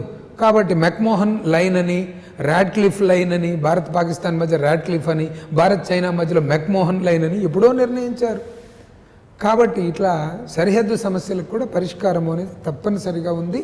సో ఆ విధంగా మనం అంతర్రాష్ట్ర సరిహద్దు సమస్యలను కూడా తప్పనిసరిగా చేయవచ్చు. ఇక్కడ డ్రోన్లు కూడా ఉపయోగిస్తున్నారు. ఇక్కడ బ్యూటీ ఏమంటే డ్రోన్ని UAV అంటాం. డ్రోన్ అంటే అర్థం UAV, అన్మాన్డ్ ఏరియల్ వెహికల్. అది తక్కువ ఎత్తుతో మనిషి లేకుండా గాలిలో ఎగిరే వాహనం డ్రోన్ అనగా. తక్కువ ఎత్తుతో దానికి ఉన్న సెన్సార్లు, స్పెక్ట్రల్ కెమెరాలు ఖచ్చితత్వాన్ని తెలుపుతుంది. హై ప్రిసైజ్ మెకానిజం అంటే ఆర్థో కరెక్టెడ్ ఇమేజ్. అంటే ఒక ఇమేజ్ సైడ్కి పోయింది అనుకోండి, దాన్ని కరెక్ట్గా ఆ ఇమేజ్ని కరెక్ట్గా పెట్టి ఫ్రేమ్ చేసేస్తుంది డ్రోన్. ఫిక్సర్స్ అనమాట. ఎందుకంటే అది 3Dలో తీస్తుంది, ఫోటోలు తీసి కంటిన్యూస్గా పంపిస్తూ ఉంటుంది అనమాట. ఏ మాత్రం తేడా రాదు, డీవియేషన్ సెంటీమీటర్లో తేడా లేకుండా బౌండరీస్ పెట్టిన వెంటనే క్లిక్ అయిపోతుంది. కరెక్ట్ ఇట్లా పిక్చర్స్ చేసి కంటిన్యూస్గా పంపుతూ ఉంటుంది. కాబట్టి దీనివల్ల కాస్ట్ సేవింగ్ అది ఆదా ఉంటుంది, టైంకి సేవ్ అవుతుంది, ఖచ్చితత్వం ఉంటుంది, స్లోప్లో చేస్తుంది. కొండల్లో మామూలు సర్వే చేయాలంటే చాలా కష్టం, స్లోప్ సర్వేకి కూడా ఉపయోగపడుతుంది. ఇప్పుడు అన్రీచబుల్ ఏరియాస్ ఉంటుంది, ఏదో నీటి ప్రాంతం, ఆ నీటి ప్రాంతానికి మనం టేప్ పెట్టుకొని పోగలమా? పోలేము. కానీ డ్రోను, కార్స్ అయితే రోవర్ ద్వారా కరెక్ట్గా ETS ద్వారా మెకానిజం ఫిక్స్ అప్ అయిపోతుంది అనమాట.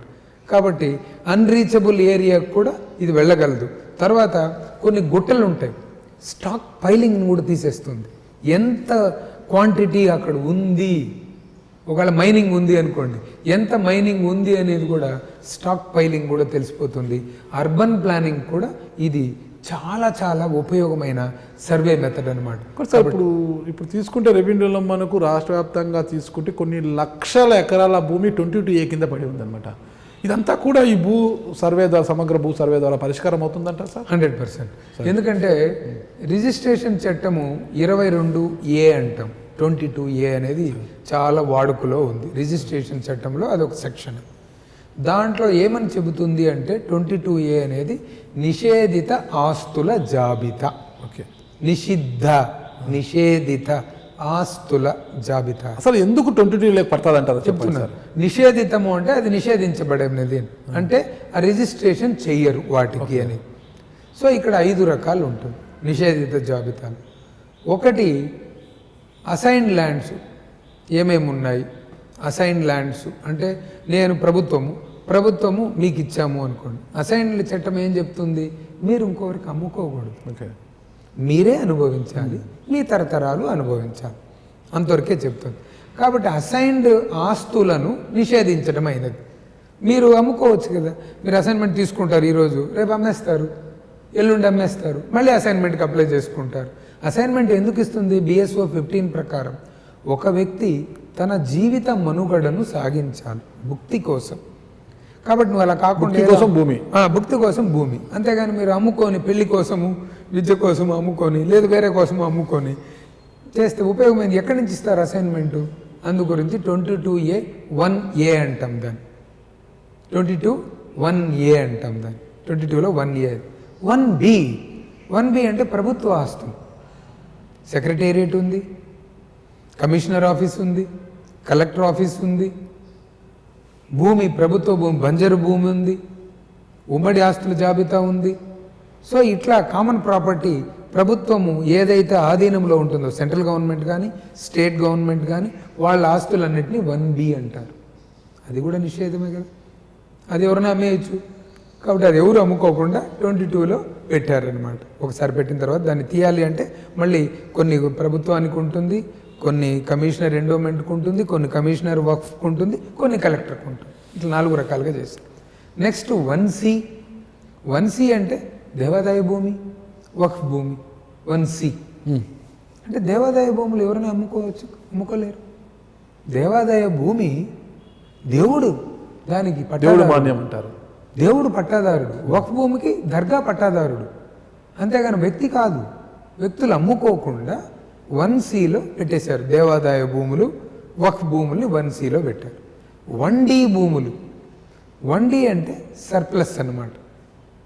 అంటే ఏదైతే అర్బన్ ల్యాండ్ సీలింగ్లో వచ్చిందో, అంటే నేనున్నాను, నాకు ఒక 100 ఎకరాలు ఉంది, నా 5 మందికి 50 ఎకరాలు సరిపోతుంది. నా కుటుంబంలో 50 ఎకరాలు ప్రభుత్వానికి సరెండర్ చేశాను గతంలో.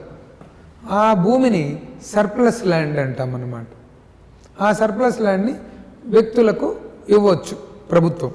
ఇచ్చినప్పుడు ఆ భూమిని కూడా అమ్ముకోకూడదు. సేమ్ అసైన్మెంట్ ఏ విధంగా వర్తిస్తుందో సర్ప్లస్ ల్యాండ్స్ కూడా అదే వర్గీకరణ వర్తిస్తుంది 1Dలో. కాబట్టి అది కూడా నిషేధం. ఇక 1Eలో డిస్ప్యూట్స్. అసైన్మెంట్ అన్యాక్రాంతమైంది, లేదు ఏదో గొడవలు వచ్చి కొన్నది. సో ఇట్లేమైంది అంటే ప్రభుత్వము VRO స్థాయిలో గ్రామంలో ఈ సర్వే నెంబర్లన్నీ నిషేధము అని ఒకటి తయారు చేసినప్పుడు తప్పనిసరిగా తహసీల్దారు మిగతా వాళ్ళు ఎంక్వైరీ చేసి పెట్టాలి 100%. కానీ గతంలో కొన్ని కారణాల వలన, టైం వలనో లేదు ఈ వ్యవస్థ వలనో అట్లా పెట్టేశారు. ఏదైతే కింది స్థాయి అధికారులు పెట్టారో అదే పై స్థాయి అధికారులు చూసో చూడకనో టైం వలనో దేని వలనో కారణాల వలన పెట్టేశారు. కాబట్టి ఇప్పుడు ఏమైంది, ఆ భూములు మనకు రిజిస్ట్రేషన్ ఆఫీస్కి కలెక్టర్ పంపించారు. పంపించినప్పుడు రిజిస్ట్రార్ ఏం చెప్తాడు, రిజిస్ట్రార్ ఆఫీస్ నుంచి కమిషనర్ IG రిజిస్ట్రేషన్ నుంచి సబ్ రిజిస్ట్రార్కి వెళ్ళిపోయింది. సబ్ రిజిస్ట్రార్ ఏం చేస్తాడు, ఫలానా వ్యక్తి ఆ భూమిని అమ్మాలని పోయినప్పుడు ప్రొహిబిటరీ ఆర్డర్ కొడతాడనమాట. POB అంటాం. ప్రొహిబిటరీ ఆర్డర్ని కొడితే అప్పుడు ఆ సర్వే నెంబర్ వస్తుంది. అరే ఇది నిషేధము, నువ్వు అమ్మడానికి లేదు, నువ్వు రిజిస్టర్ చేసేకి లేదు, కాబట్టి రిజిస్టర్ చేసేదానికి లేదు, నువ్వు పోయి NOC తీసుకొని రా అని పంపిస్తావు. సో ఇక్కడ NOC దేనికి ఎవరెవరు ఇవ్వాలి అంటే 1A అసైన్మెంటు ఒకళ్ళు పొరపాటున పడిపోయింది, ప్రభుత్వ భూమి అని పొరపాటున నమోదైపోయింది, కానీ అది పట్టా భూమే అనుకుందాం. ప్రభుత్వ భూమి కాదు, అది పట్టా భూమి అనుకుంటే దాని మీద రెవెన్యూ అధికారులకు ఉంది అధికారం. ఆ ఎన్ఓసి ఇచ్చే అధికారం కలెక్టర్కు ఉంది. మిలిటరీ పట్టాలకు సార్ దేనికైనా కలెక్టర్కు ఉందన్నమాట. అసైన్మెంట్కు, ప్రభుత్వ భూమికి, సర్ప్లస్కు కలెక్టర్కి ఇచ్చారు అధికారం.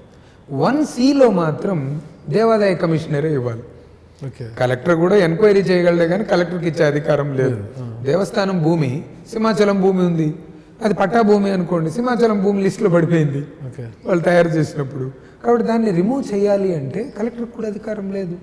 మళ్ళీ దేవస్థానం కమిషనరే వచ్చి మాకు అభ్యంతరం లేదు, అది పొరపాటున పడింది కాబట్టి ఇది పట్టా భూమి అని ఆయన ఆర్డర్ ఇస్తే కానీ రిజిస్ట్రేషన్ చేయరు. వక్ఫ్ భూమి ఉంది, వక్ఫ్ బోర్డు తప్పనిసరిగా దానికి పర్మిషన్ ఇవ్వాలి. లేదు 1Eలో అయింది, 1Eలో ఉంది అంటే అది ప్రభుత్వం, CCLA నుంచి ప్రభుత్వం మాత్రమే దానికి అభ్యంతరం లేదు, ఇది పొరపాటున పడిపోయింది కాబట్టి దీన్ని పట్టాభూమి, ఇది ఈ రికార్డులన్నీ తనిఖీ చేస్తే పట్టాభూమి అని తేలింది అని దీనికి అవగాహన కావాలి. మ్యాన్స్క్రిప్ట్ RSR చూడాలి, వెబ్లాండ్ RSR చూడాలి, వెబ్లాండ్ అడంగల్ చూడాలి, FMB చూడాలి. ఈ అన్ని రిజిస్టర్లు చూసాము అంటే, ప్రభుత్వ భూముల రిజిస్టరు ఇవన్నీ చూసాము అంటే మనకు ఒక అవగాహన వస్తుంది.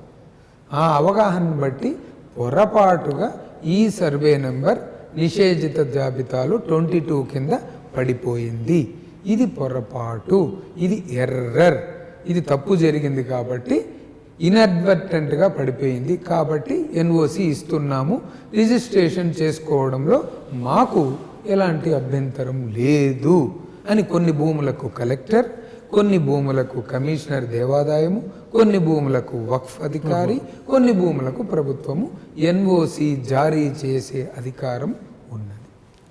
Okay sir. అంటే ఈ సమగ్ర భూ సర్వే తర్వాత రాజస్థాన్ సలహాలో ల్యాండ్ టైటిలింగ్ విధానాన్ని మన దగ్గర అమలు చేసే అవకాశం ఉంటుందంటారా సార్? నేను ముందే చెప్పాను, దీనికి 2 కళ్ళు, ఒక కన్ను ఏముంది అంటే శాశ్వత భూ హక్కు, టైటిలింగ్ హక్కు కల్పిస్తున్నారు. అశాశ్వతమైనది కాదు. టైటిలింగ్ కార్డు ఇచ్చారు అంటే ల్యాండ్ టైటిలింగ్. ఇప్పుడు ఆధార్ ఉంది, మీ ఆధార్ కార్డు ఎక్కడుంది? సర్వే నెంబర్లు ఏమైనా మారుతాయి సార్? ఏం మారదు. కొత్త సర్వే నెంబర్, ల్యాండ్ పార్సల్ వస్తుంది ఇప్పుడు. LMP, FMB కాదు, LMP, LPM, land parcel mark. Field measurement, field measurement book పోయి ల్యాండ్ పార్సల్ మ్యాప్ వస్తుంది, LPM వస్తుంది. ఇప్పుడు మీకు ఆధార్ ఇచ్చారు, మీకు ఆధార్ జీవితకాలం అంతా అది ఒకటే కదా నెంబర్, మీరు మార్చుకునే శక్తి లేదు, అధికారము లేదు, వాళ్ళకి లేదు. ఒకవేళ మీరు ఇన్ కేస్ ఆ వ్యక్తి చనిపోయినాడు అనుకోండి, చనిపోయినప్పుడు ఏమవుతుంది ఆధార్ అంటే లీగల్ హెయిర్, దాన్ని బయోమెట్రిక్ ద్వారా లాక్ చేయాలి. చాలామంది చేయరు. ఆధార్ అట్లా కంటిన్యూ అవుతుంది. వ్యక్తి చనిపోయినాడు, ఆధార్ మాత్రం ఎలా కంటిన్యూ అవుతుంది? వ్యక్తికి నిదర్శనం ఏమి, ప్రాణానికి నిదర్శనము. సెంట్రల్ గవర్నమెంట్ ఏ విధంగా అయితే పెన్షనర్లకి లైఫ్ సర్టిఫికేట్ ఇమ్మన్నారు, ఎవ్రీ ఇయర్ మేమందరం లైఫ్ సర్టిఫికేట్ ఇవ్వాలి జీవన్ ప్రమాణంలో, బ్రతుకున్నట్లు ఇస్తేనే మాకు పెన్షన్ వస్తుంది ఈరోజు. సో ఆ విధంగా ఒక వ్యక్తి చనిపోయినాడు అంటే ఆ చనిపోయిన దాన్ని ఆధార్కు పంపించి దాన్ని డిలీట్ చేసేదానికి లేదు ప్రొవిజన్. ఇంకేం ప్రొవిజన్ ఉంది? ఆ వ్యక్తి యొక్క లీగల్ హెయిర్, తండ్రి చనిపోయినాడు అంటే కొడుకు బయోమెట్రిక్ పద్ధతి ద్వారా ఆధార్ వెబ్సైట్లోకి వెళ్ళి UIDAIలోకి వెళ్ళి అక్కడ లాక్ చేయాలి, బయోమెట్రిక్ లాక్ చేయాలి. అప్పుడు ఆ ఆధార్ పనిచేయదు అనమాట. మొత్తం మీద ఏదైతే ఏపీ ప్రభుత్వము తలబెట్టిందో ఈ సమగ్ర భూ సర్వే కార్యక్రమం ద్వారా ఇప్పటివరకు ఉన్న సివిల్ కోర్టులో ఉన్న కేసులు కావచ్చు, రెవెన్యూ కోర్టులో ఉన్న కేసులు కావచ్చు, జీరో అయ్యే అవకాశం ఉందంటారు sir? It is 100% A dispute resolution mechanism. Okay, అంతే, డిస్ప్యూట్ రెజల్యూషన్ మెకానిజం. సార్ ఉమ్మడి రాష్ట్రంలో, ఉమ్మడి ఆంధ్రప్రదేశ్లో ఎప్పుడు ఈ సమగ్ర భూ సర్వేనే చేశారు సార్? ఎప్పుడు చేశారంటారు అసలు? 100 years అయింది ఇది మొత్తం చాలా రాష్ట్రాల్లో. 100 years సార్? 100 years ముందు చేశారు. ఎందుకంటే ఈ రీసర్వే అనేది చాలా టైం టేకింగ్ ఫినామినా. దాదాపు ఒక 3-4 సంవత్సరాలు దీని మీద పెట్టాలి. అంత టైం స్పెండ్ చేయక దాదాపు దీనికి అయ్యే ఖర్చు 1000 కోట్ల రూపాయలు, 987 కోట్ల రూపాయల ఖర్చుతో ఈ 3 సంవత్సరాల పాటు ఈ యొక్క కార్యక్రమం జరగబోతుంది. ఏపీ ప్రభుత్వం 1000 కోట్ల రూపాయల ఖర్చు, ఇంకా పెరగచ్చు డిపెండింగ్ అపాన్ ప్రైస్ ఇండెక్స్. కాబట్టి ఒకవైపు ఫైనాన్స్ సోర్సెస్ కావాలి, ఆర్థిక వనరులు కావాలి, మానవ వనరులు కావాలి, అదేవిధంగా మొత్తము రాజ్యాంగంలో ఉండే అన్ని వ్యవస్థల్ని నమ్మించాలి. అది చాలా ఇంపార్టెంట్. అది లెజిస్లేచర్, ఎగ్జిక్యూటివ్ అందరూ నమ్మాలి, కన్విన్స్ కావాలి. అంటే సెన్సిటైజేషన్ బాగా చేయాలి. దీనివల్ల ఈ ఉపయోగాలు ఉన్నాయి. 100కి 80 మంది ఇమ్మీడియట్గా సొల్యూషన్ దొరుకుతుంది ఈ వ్యవస్థ వల్ల. 20 మంది మాత్రమే వివిధ దశల్లో సహాయం పొంది లబ్ధి పొంది హక్కుదారుడిగా మారవచ్చు. వాస్తవంగా ఎంతకాలానికి ఒకసారి ఈ సమగ్ర భూ సర్వే చేయాలంటుంటారు? సో ఈ మామూలుగా ఇప్పుడు చెప్తున్నాను కదా, 100 సంవత్సరాలు దాటిపోయింది, 90 నుంచి 100 సంవత్సరాలు అయిపోయింది. వాస్తవంగా ఎంతకాలానికి ఒకసారి చేయాలి సార్? ఎంత చేయాలి? ఎవ్రీ 10 years చేస్తే చాలా బాగుంటుంది. కాకపోతే ఎవ్రీ 10 years చేయాలంటే 1000 కోట్ల రూపాయలు ఎవరు పెడతారు? అంటే సంవత్సరానికి 100 కోట్ల రూపాయలు 100% పెట్టాల్సిందే కదా బడ్జెట్లో. పెట్టినారు అంటే ప్రభుత్వం భరోసా ఇచ్చినట్లే, నో డౌట్. మంచి పద్ధతి అది. డికేడ్కి ఒకసారి సెన్సస్ ఏ విధంగా అయితే చేస్తారో, సెన్సస్ చేస్తారు కదా, 1901లో జరిగింది, 2001లో జరిగింది, 2011లో జరిగింది, 2021లో సెన్సస్ జరిగినప్పుడు ఏమవుతుంది, ఎంతమంది జనాభా ఉన్నారు తేలుతుంది కదా. ఆ విధంగా ఎంత భూమి ఉంది, ఎవరెవరి పేరుతో ఉంది అనేది ఎవ్రీ 10 yearsకి ఒకసారి చేసేసాము అనుకోండి, మనకు ఈ సమస్యలు అనేది రాదు కదా. ఒక 100 సంవత్సరాలు దాన్ని వదిలేసాము అనుకుంటే సమస్యలు పేరుకుపోయింది, ఎవరెస్ట్ శిఖరాన్ని తాకేసింది. కాబట్టి ఇప్పటికైనా కమాలు పెట్టకుండా, సెమీకోలన్లు పెట్టకుండా ఫుల్ స్టాప్ పెట్టవలసిన ఆవశ్యకత ఏర్పడింది వ్యవస్థలు. కాబట్టి సమస్యలకు ఈ రీసర్వే వలన, రీసెటిల్మెంట్ వలన 90% పైగా ఫుల్ స్టాప్ దొరుకుతుందండి. కొన్ని కామాలు ఉండొచ్చు, లేదని చెప్పం. ఎందుకంటే పురాణాల నుంచి చూస్తూనే ఉన్నాం. కృతయుగము కానీ, త్రేతాయుగము కానీ, ద్వాపర యుగము కానీ, కలియుగంలో కానీ సమస్యలు వస్తూనే ఉన్నాయి. అప్పుడు ఒక ప్రాంతానికి ఇంకో ప్రాంతానికి జరిగేది ఎప్పుడో కృతయుగంలో, తర్వాత ఒక కుటుంబానికి ఇంకో కుటుంబానికి జరిగేది, తర్వాత ఒకే కుటుంబంలో 2 వ్యక్తుల మధ్య జరిగేది. ఇప్పుడు ఒక వ్యక్తికి ఉన్న ఆశల వల్ల సమస్యలు వస్తున్నాయి. సో ఆ విధంగా మనకి ఏ విధంగా అయితే 4 మహాయుగాలు ధర్మాన్ని, కర్మను బోధిస్తుందో, కాబట్టి వీలైన సమస్యలకు చెక్ పెట్టాలి అంటే కంటిన్యూస్ అప్డేషన్, నిరంతరము వ్యవస్థలో మార్పులు జరుగుతూనే ఉంటాయి. ఆ మార్పులన్నింటినీ నమోదు కూడా జరగాలి. నిరంతర నమోదు జరిగినంత కాలము వ్యవస్థలో సమస్యలు ఉండదు. అందుగురించి కార్స్ అంటేనే అదే నిరంతర నిర్వహణ, నిర్విరామమైన నిర్వహణ సూచన. అటువంటి స్టేషన్ అనమాట అది. 24/7, 86,400/7 దాని పేరు. 86,400 సెకండ్లు 7 రోజులు వారానికి పనిచేస్తూనే ఉండాలి. చిన్న అనుమానం సార్, ఇప్పుడు ఒక ప్రాంతంలో ఒక అసైన్మెంట్ భూమి ఉంది, దానికి సంబంధించి ఒక 1955 పట్టా అనుకోండి, దానికి సంబంధించి హైకోర్టు నుంచి వాళ్ళు ఆర్డర్ తెచ్చుకొని ఒకసారి రిజిస్టర్ చేసుకుంటారు. ఆ తర్వాత అది 22 ఏళ్ళకి పడిపోయింది. 22 ఏళ్ళకి పడిన తర్వాత ఆ భూమికి సంబంధించి కొంత జాతీయ రహదారికి స్థలం వెళ్తే వారి నుంచి ఆ రైతులు పరిహారం కూడా తీసుకున్నారు. ఇప్పుడు ఆ 22Aని పక్కన పెట్టించి దాన్ని ఎన్ఓసి తెచ్చుకొని అమ్ముకునే హక్కు వాళ్ళకు ఉంటుందా? అంటే పరిహారం తీసుకున్నారు కదా అని ఏమన్నా అడ్డం పడుతుందా? సో ఇక్కడ ఏమంటే burden of proof lies on the applicant. Sir, మీ దగ్గర ఉన్న ఆధారమై ప్రభుత్వానికి ఇవ్వాలి. ఇప్పుడు ఆస్ట్రేలియా దేశంలో ఏమంటే ప్రభుత్వం అని నిర్వహించింది కాబట్టి వాళ్ళ దగ్గర పెట్టుకోంది మొత్తం. అందుగురించి కర్టన్ ప్రిన్సిపల్ అన్నాం. రాబోయే రోజుల్లో ఇక్కడ కూడా కర్టన్ ప్రిన్సిపల్ వస్తుంది. మిర్రర్ ప్రిన్సిపలే కాదు, కర్టన్ ప్రిన్సిపల్ కూడా వస్తుంది. లింక్ మొత్తం కరెక్ట్గా ఉంటే నిర్ణయించవచ్చు. ఖచ్చితంగా ఉండాలి.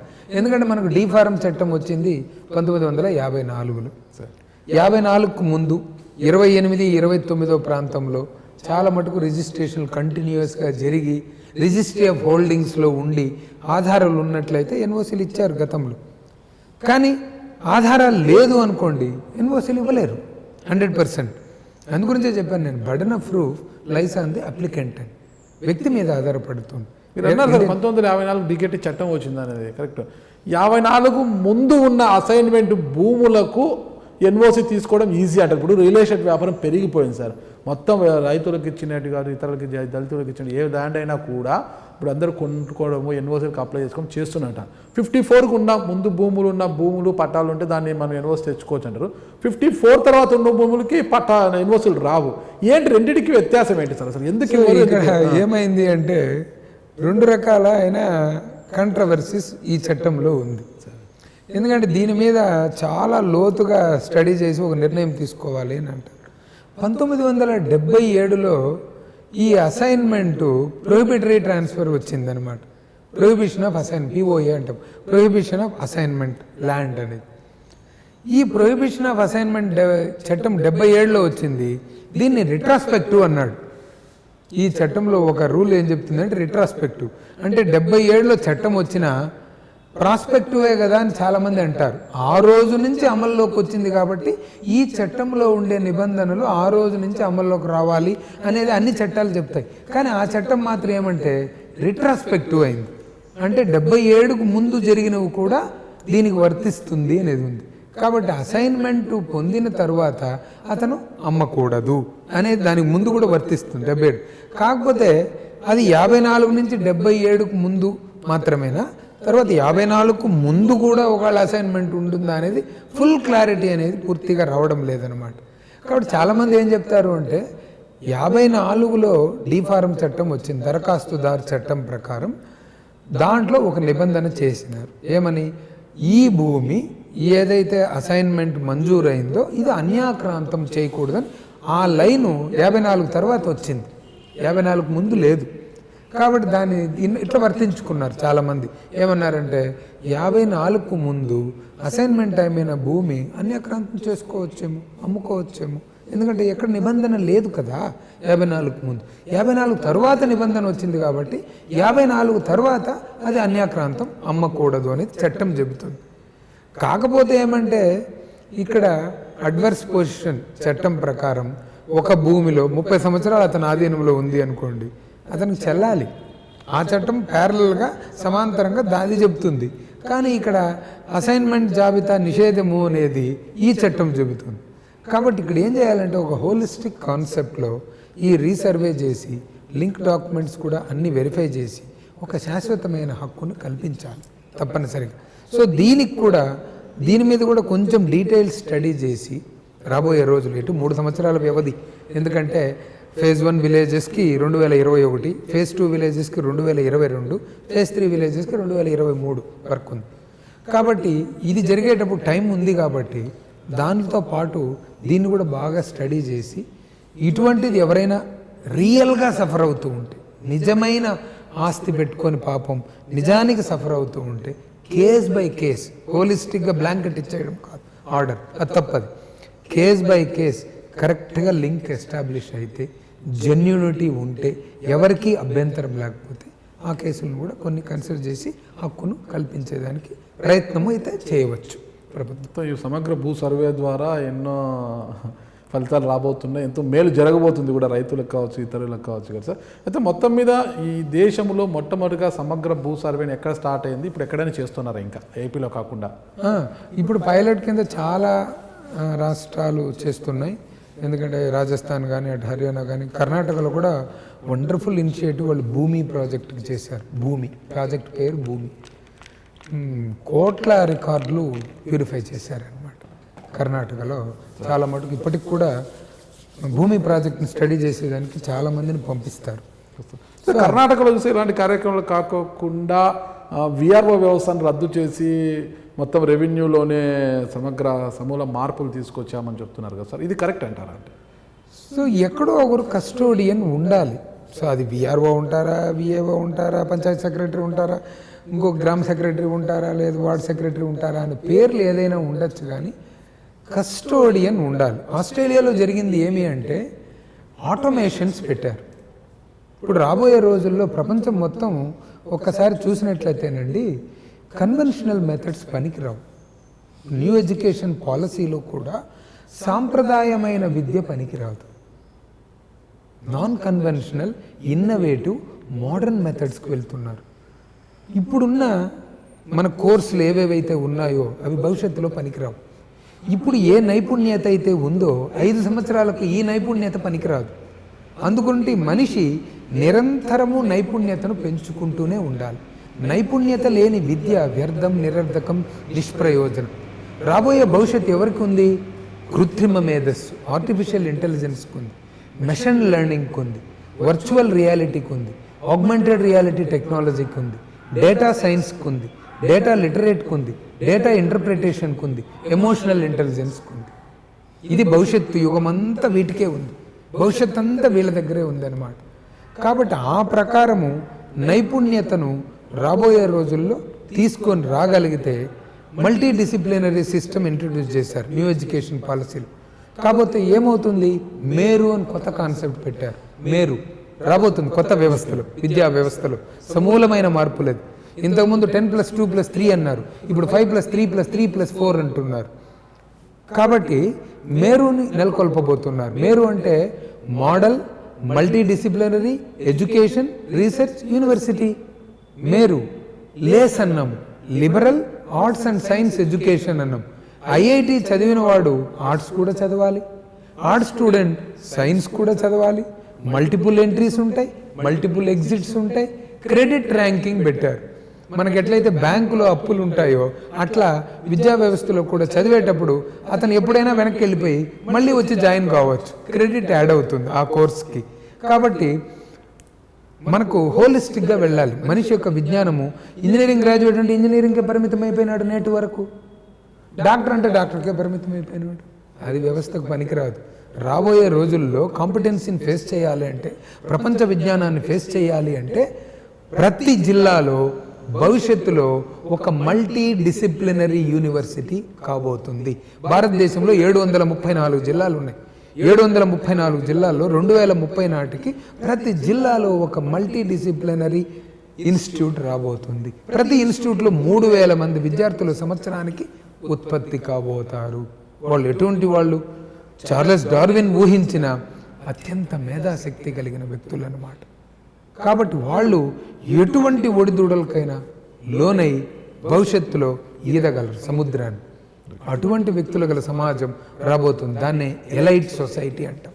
Employability skills, entrepreneurial skills, enterpriser skills, leadership skills, adaptability skills, data literate skills, data interpretation skills, emotional intelligence skills, artificial intelligence skills, technological skills, foundational skills, communication skills, language skills, life skills, soft skills, RRR skills, reading, writing, arithmetic skills.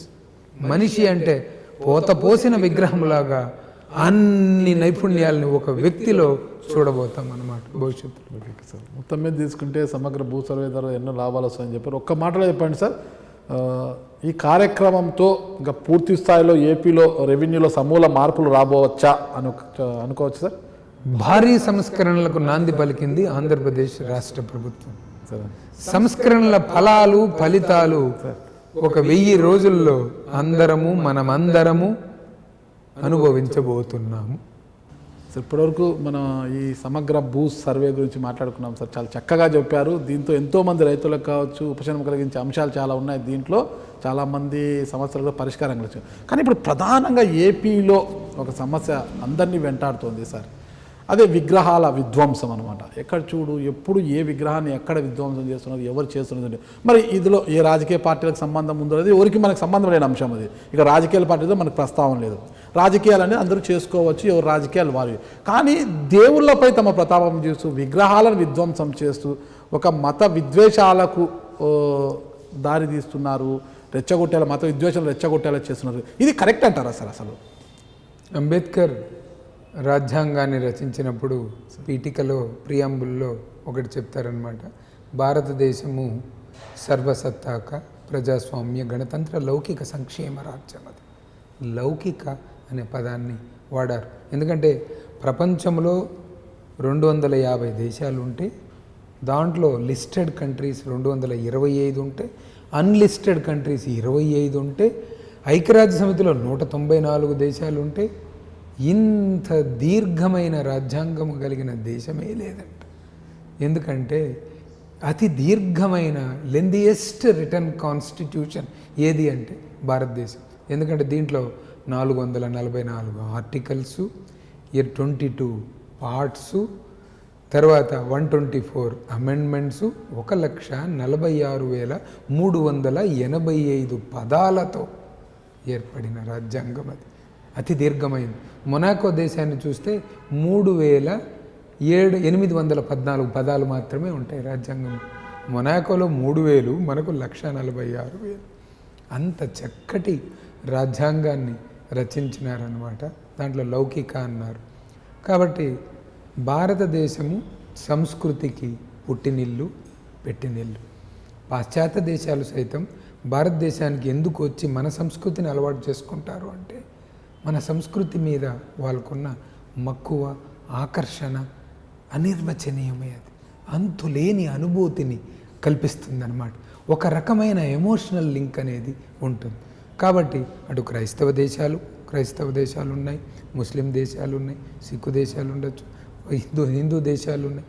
కాబట్టి హిందూ మతము, క్రైస్తవ మతము, ముస్లిం మతము, సిక్కు మతము, Zoroaster మతము, జైన్ల మతం, మతాలు ఏదైనా కావచ్చు.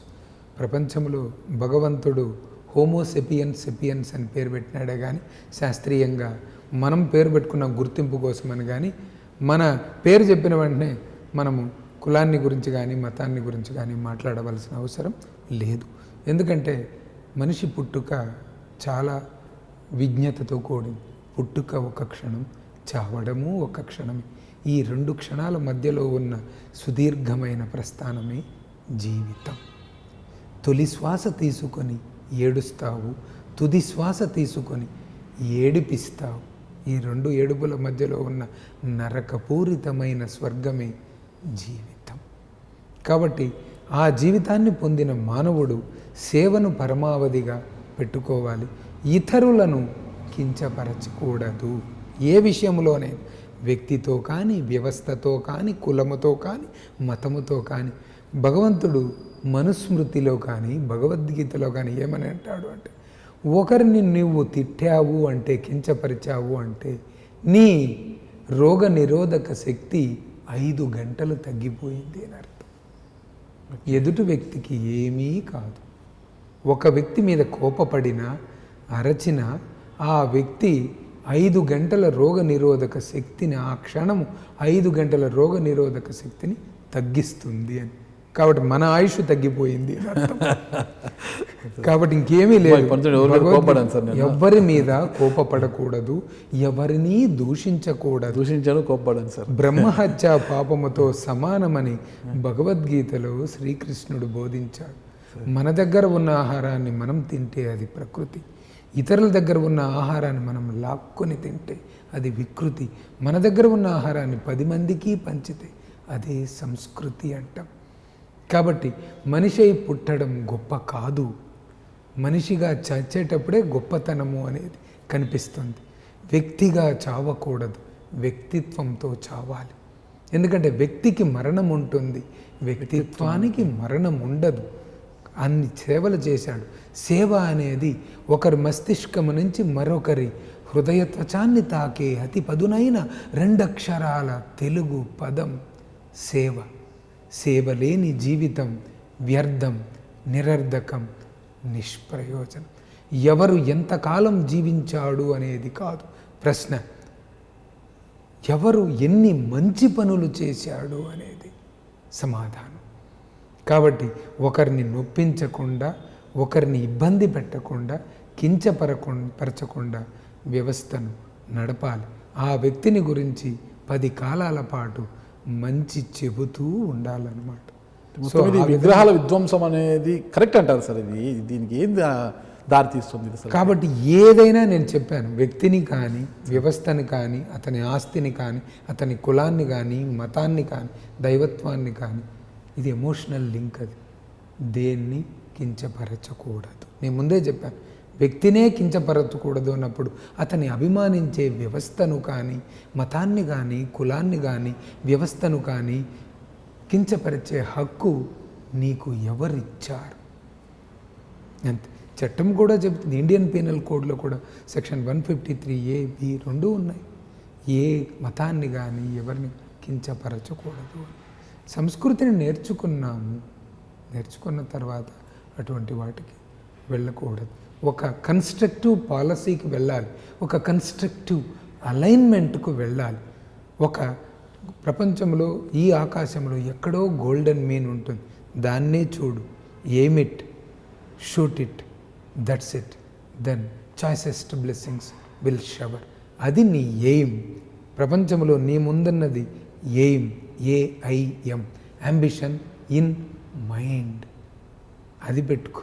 ఆ 3 అక్షరాల పదంతో ప్రపంచంలో ఎవరినైనా, ఎవరి హృదయాన్నైనా చొచ్చగలిగే 5 లెటర్ వర్డ్ని ఏర్పాటు చేయి. అదే smile, SMILE, sweet memories in lip expression. And that is the biggest challenge for the human being. ఎదుటి వ్యక్తిలో ఆనందాన్ని చూపించడమే నీకున్న బిగ్గెస్ట్ ఛాలెంజ్.